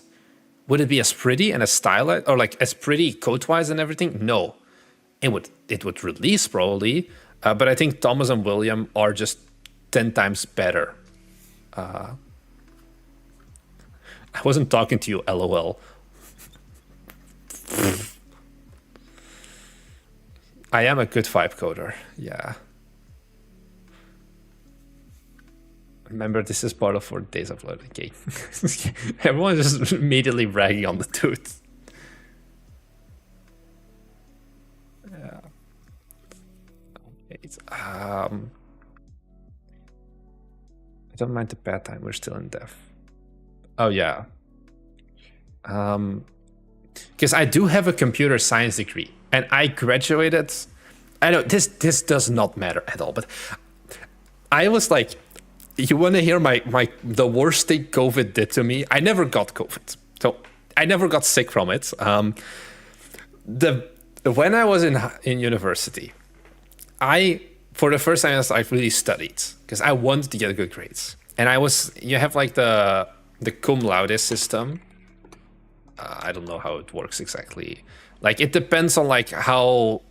Okay, this is apparently translated to GPAs. We use percentages in Europe. Like over 50% is pass, 65% is like cum laude, I think, and then 75% is magna cum laude, and then something like that, basically.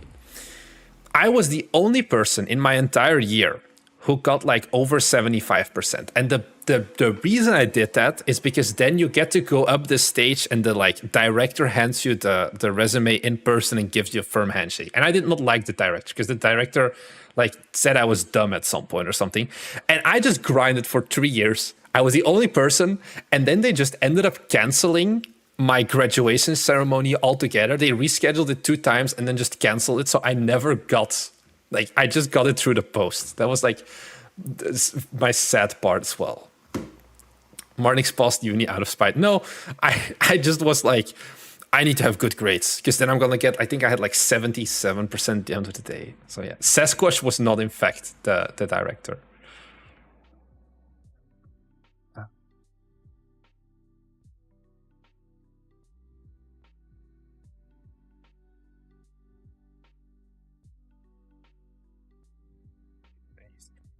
I think LLMs do definitely help.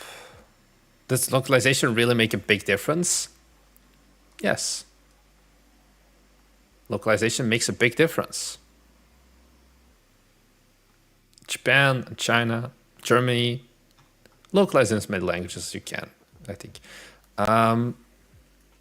I got that email from Steam yesterday as well. We're currently not submitting any games to the June Next Fest. I think it's a bit unfortunate because the game Thomas is working on, which is like more of a deeper game, could definitely benefit from Steam Next Fest, but it's not gonna be done on time.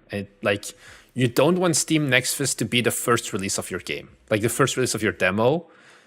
But we would put something on Next Fest is gonna be too raw, and it's just also not gonna help. So then we better save the slot for another point, basically.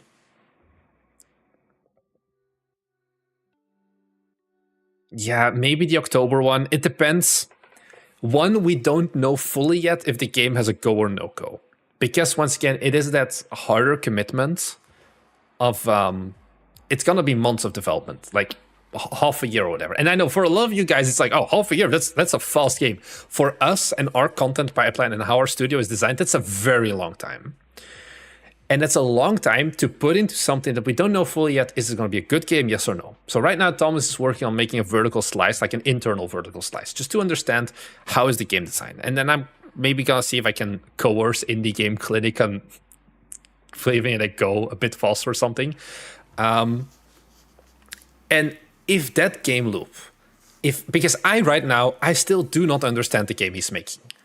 He says it's going to be a good game. I do not know. And that's kind of the point where right now we don't know yet, is this game going to come out, yes or no yet? So we also don't know when this game will come out. Is it going to be end of August? Is it going to be October? Is it going to be December? Who knows? We don't even know if this game is going to be made yet. Depending on the timing, probably we would do something like an October Next Fest.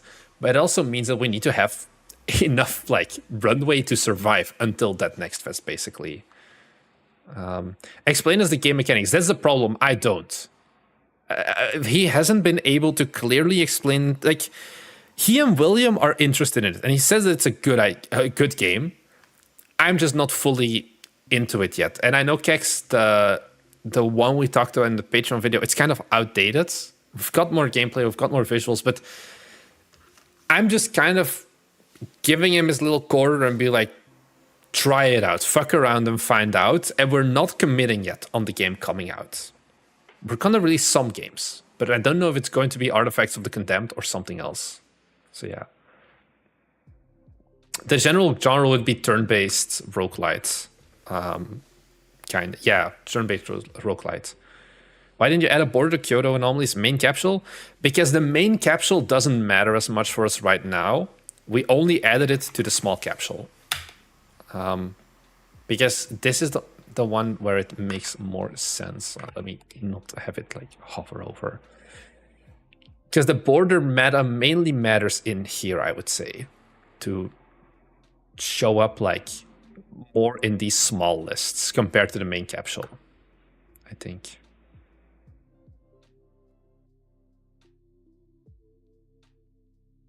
Because if they're looking, like, the point is to stand out here. That's what Kingdom's deck is doing. That's what Badlands Crew is doing. You're standing out here. But the small capsule is going to be used more. Also on things like Next Fest and whatever. How does it show on like the War Games Fest? Like these are the big games. Like I think it, like these guys, they have a border as well, but it's less obvious. Like you have more space here for the game and like the capsule to pull your attention to begin with. And right now we're not going to show up in any of these categories. It's just going to be, is this a small capsule? I'm actually not certain if this is the main capsule scaled down. Okay, maybe it could make sense then to add a border, because like a Hearts of Iron 4 did it. And they definitely updated it later to be more recent in the border meta, I feel like. SteamDB. When did Hearts of Iron change it?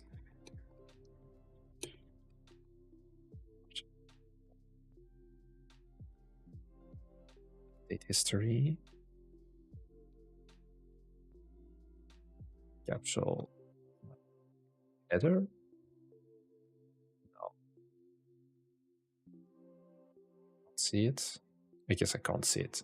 I feel like they changed it. My guess is that this is gonna be the new meta or something on the 13th of March. Hearts of Iron is about borders, yeah. Yeah, that's the reason why we don't have like that vertical slice yet, is because Thomas is still building out all of the the mechanics and things like that. I don't. Weren't you gonna go to work, William? I thought work was calling. But yeah, a JRPG combat would focus on itemization. I don't know. I'm not. I genuinely still don't know fully what it's gonna be. Please turn on the eye tracker. The eye tracker isn't. I have a monitor in the way for it, and it's not here. That sounds good. Make it. Itemization is a feature, not a game. In our case, it is the mechanic, I would say, because it's all about the itemization, I think. But yeah.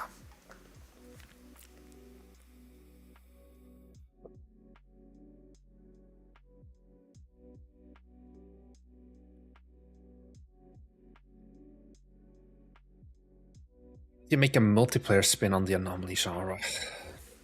I got distracted, now I'm here again. Because that's what the Anomaly company is doing. But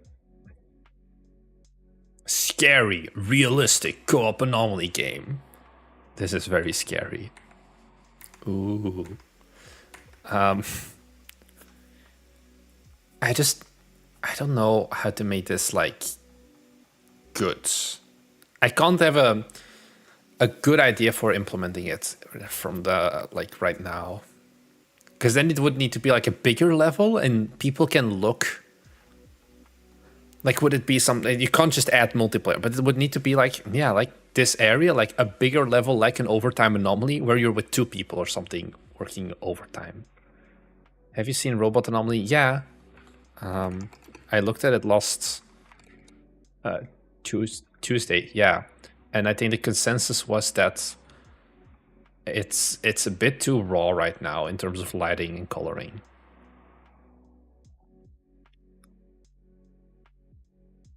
Maybe it's scary realistic.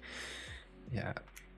Hospital 666 for multiplayer? I did not know. Hospital 666. They got the back rooms. 4-player horror escape game. Choose the correct elevator with anomalies. These are some anomalies.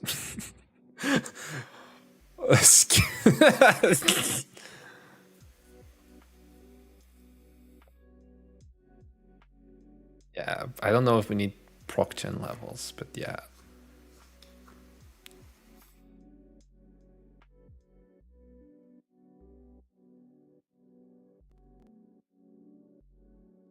I would like to play an anomaly. I don't know what that is. Do people even play this? I think they do.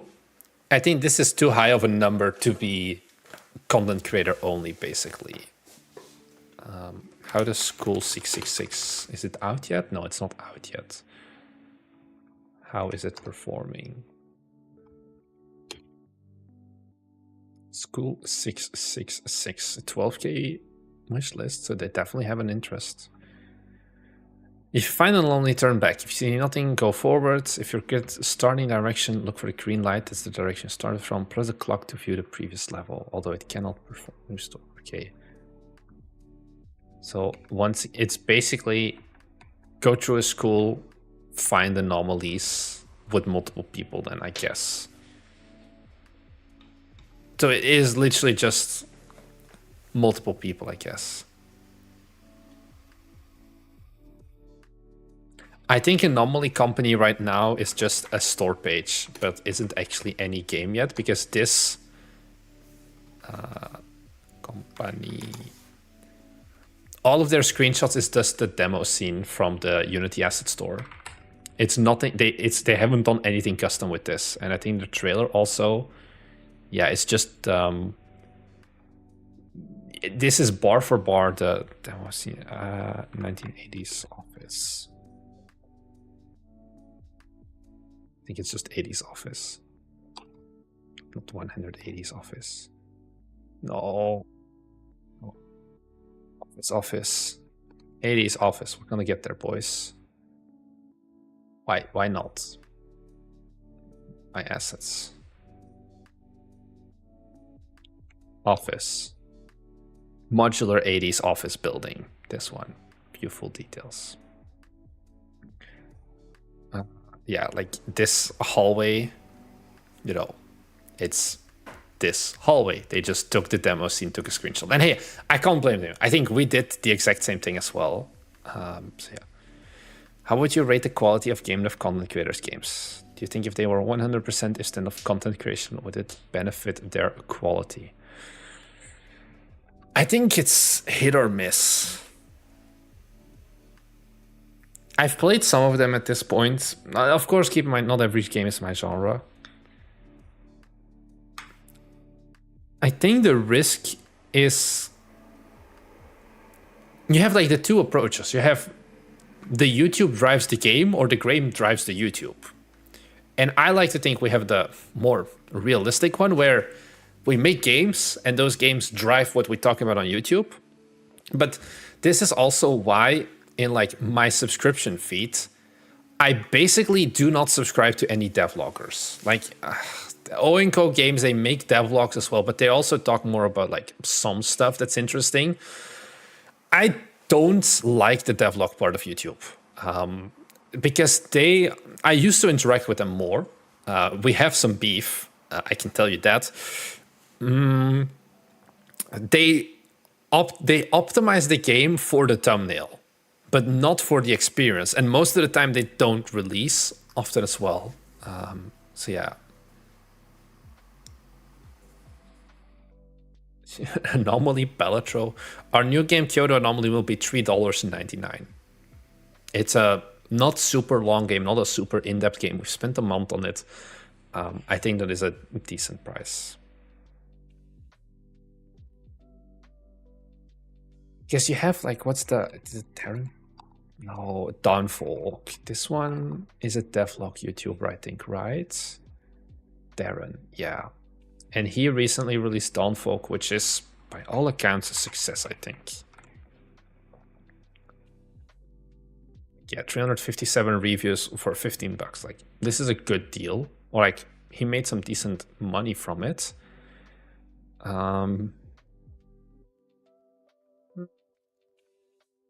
It's Jolt Cola. Thank you very much, Carrie, though, for the $20 donation. But what is Jolt Cola? I don't know. Is it a game? It is not a game. How do developers understand how to price their games based on whatever else they play, or is there a general rule of thumb? You look at your competition to a point as well. Oh, this was I talked with his publishers once as well. So he got a publisher. He's got a good deal. Game is good. But I think, yeah, there's also other games. I mean, there wasn't that many devlogs for like Samurado. No, not Samurado, but I'll get where I went. It's an energy drink for programmers. I am very confident it's not going to be shippable to Belgium. I feel like this is also going to be illegal to ship to Belgium. Oh, it's not even out yet. How am I going to buy this then, my dear Carrie? Thank you very much. Astra, cool. I had mixed experiences with them.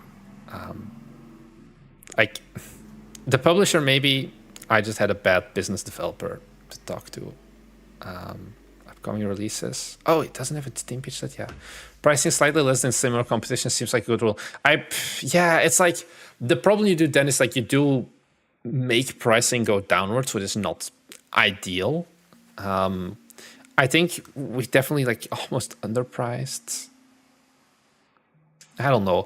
I think definitely we have to, because it's what I talk about as well. If you sell a game for $5 and then after localized pricing and then after a Steam cut, you're making $2.50 per copy, let's say. You need to sell a lot of copies at that point. Whereas if you do something like a Dawnfolk, where it is 15 euros, you don't need to sell as many copies. Not copies. Yeah, my God.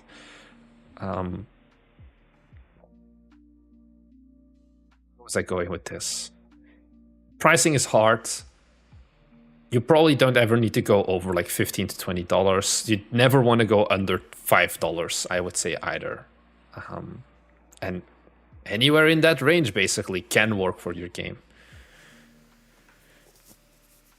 Do you think as a new studio, focusing on pricing to increase audience is better than pricing for profit? I think it's better to price for profit. I think it's better, honestly, to go for a slightly higher price than to price lower. Because I've talked about this earlier in the stream.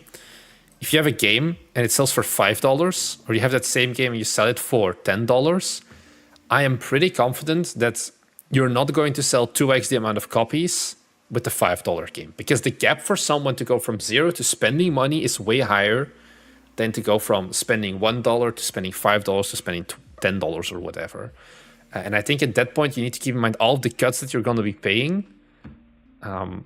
It just doesn't make sense to price for a high volume, because the amount of volume you would need is really high.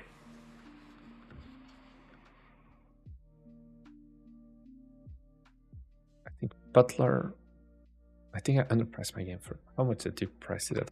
I think pricing for under 5. I think this is.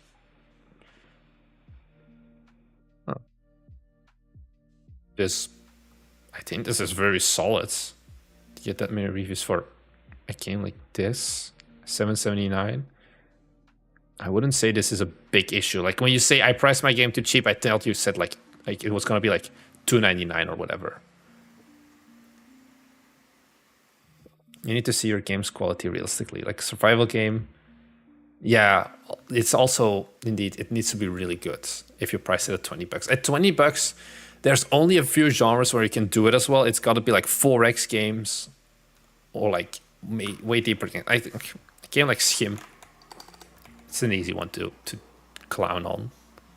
Oh, they lowered their price. This used to be more expensive. Skim. I swear it used to be more expensive. No? Yeah. They lowered their price basically last month. It used to be always priced at $25, which is honestly too much for this game, which is also why it didn't really... It had like a shit ton of wish lists, like hundreds of thousands of wish lists, and then didn't really convert very high because the game was just too expensive for what it was. It seems that they now actually permanently reduced the price. We actually did something similar for Forge Industry. Forge Industry is now permanently $9, like $10 instead of $16. Also because the game has been out for quite some time at this point, and it doesn't make sense to price it as a wait, you can see it here. We changed it also once again. Literally 2 weeks ago, less than 2 weeks ago. Yeah. I talked about the under $10 section of Steam with Chris Zukowski once, because I asked him this for Forge Industry, and he said it basically isn't much of an impact.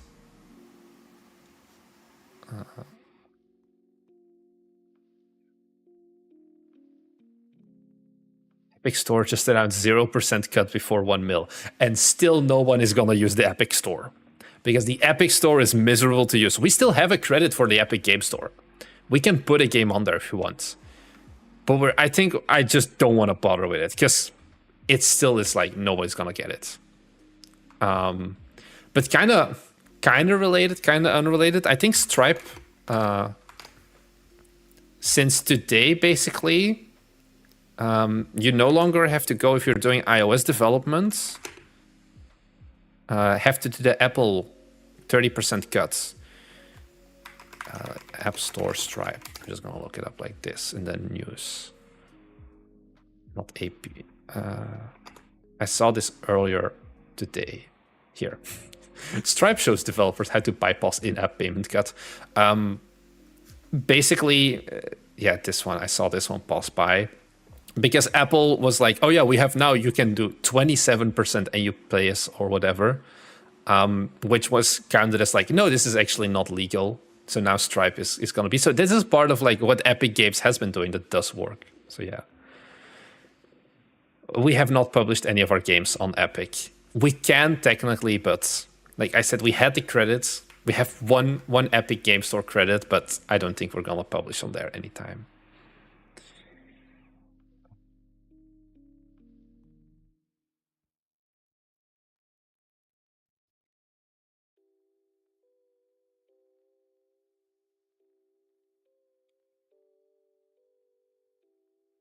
It's been almost 3 hours, guys. I think I'm gonna eat dinner soon because it's almost 8 here. But I would like to thank you all for having tuned in today to be here with me. I hope you had some interesting thoughts. I realized I said at the start of the stream I was gonna look at Orange Pixels as his trailer. I did not do that. If you are watching this Orange Pixel, I think the sound effects needs to be way more impactful compared to the music. I took like a quick look at it before the stream, and I think there are certain shots. Let me just mute this so I don't make you guys go deaf. Where he zooms in like in post, and it's like slightly too deep, I would say, with like the base resolution being too low, like 1080p or something.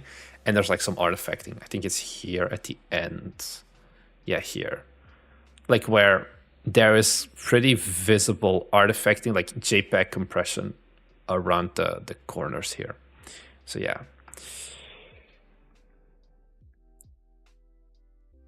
Anyways, that was my thing. Also, you have no call to action. Your call to action is just a logo. I don't think this is a good move. Have a call to action like wishlist on Steam. I think this is a good integration of if you want to do a logo, you just have it as a small overlay over top the rest of the game. So yeah, that was my roasting of the trailer. Thank you everyone for having tuned in, and I'll see you guys in the next one. Bye. I'm still live.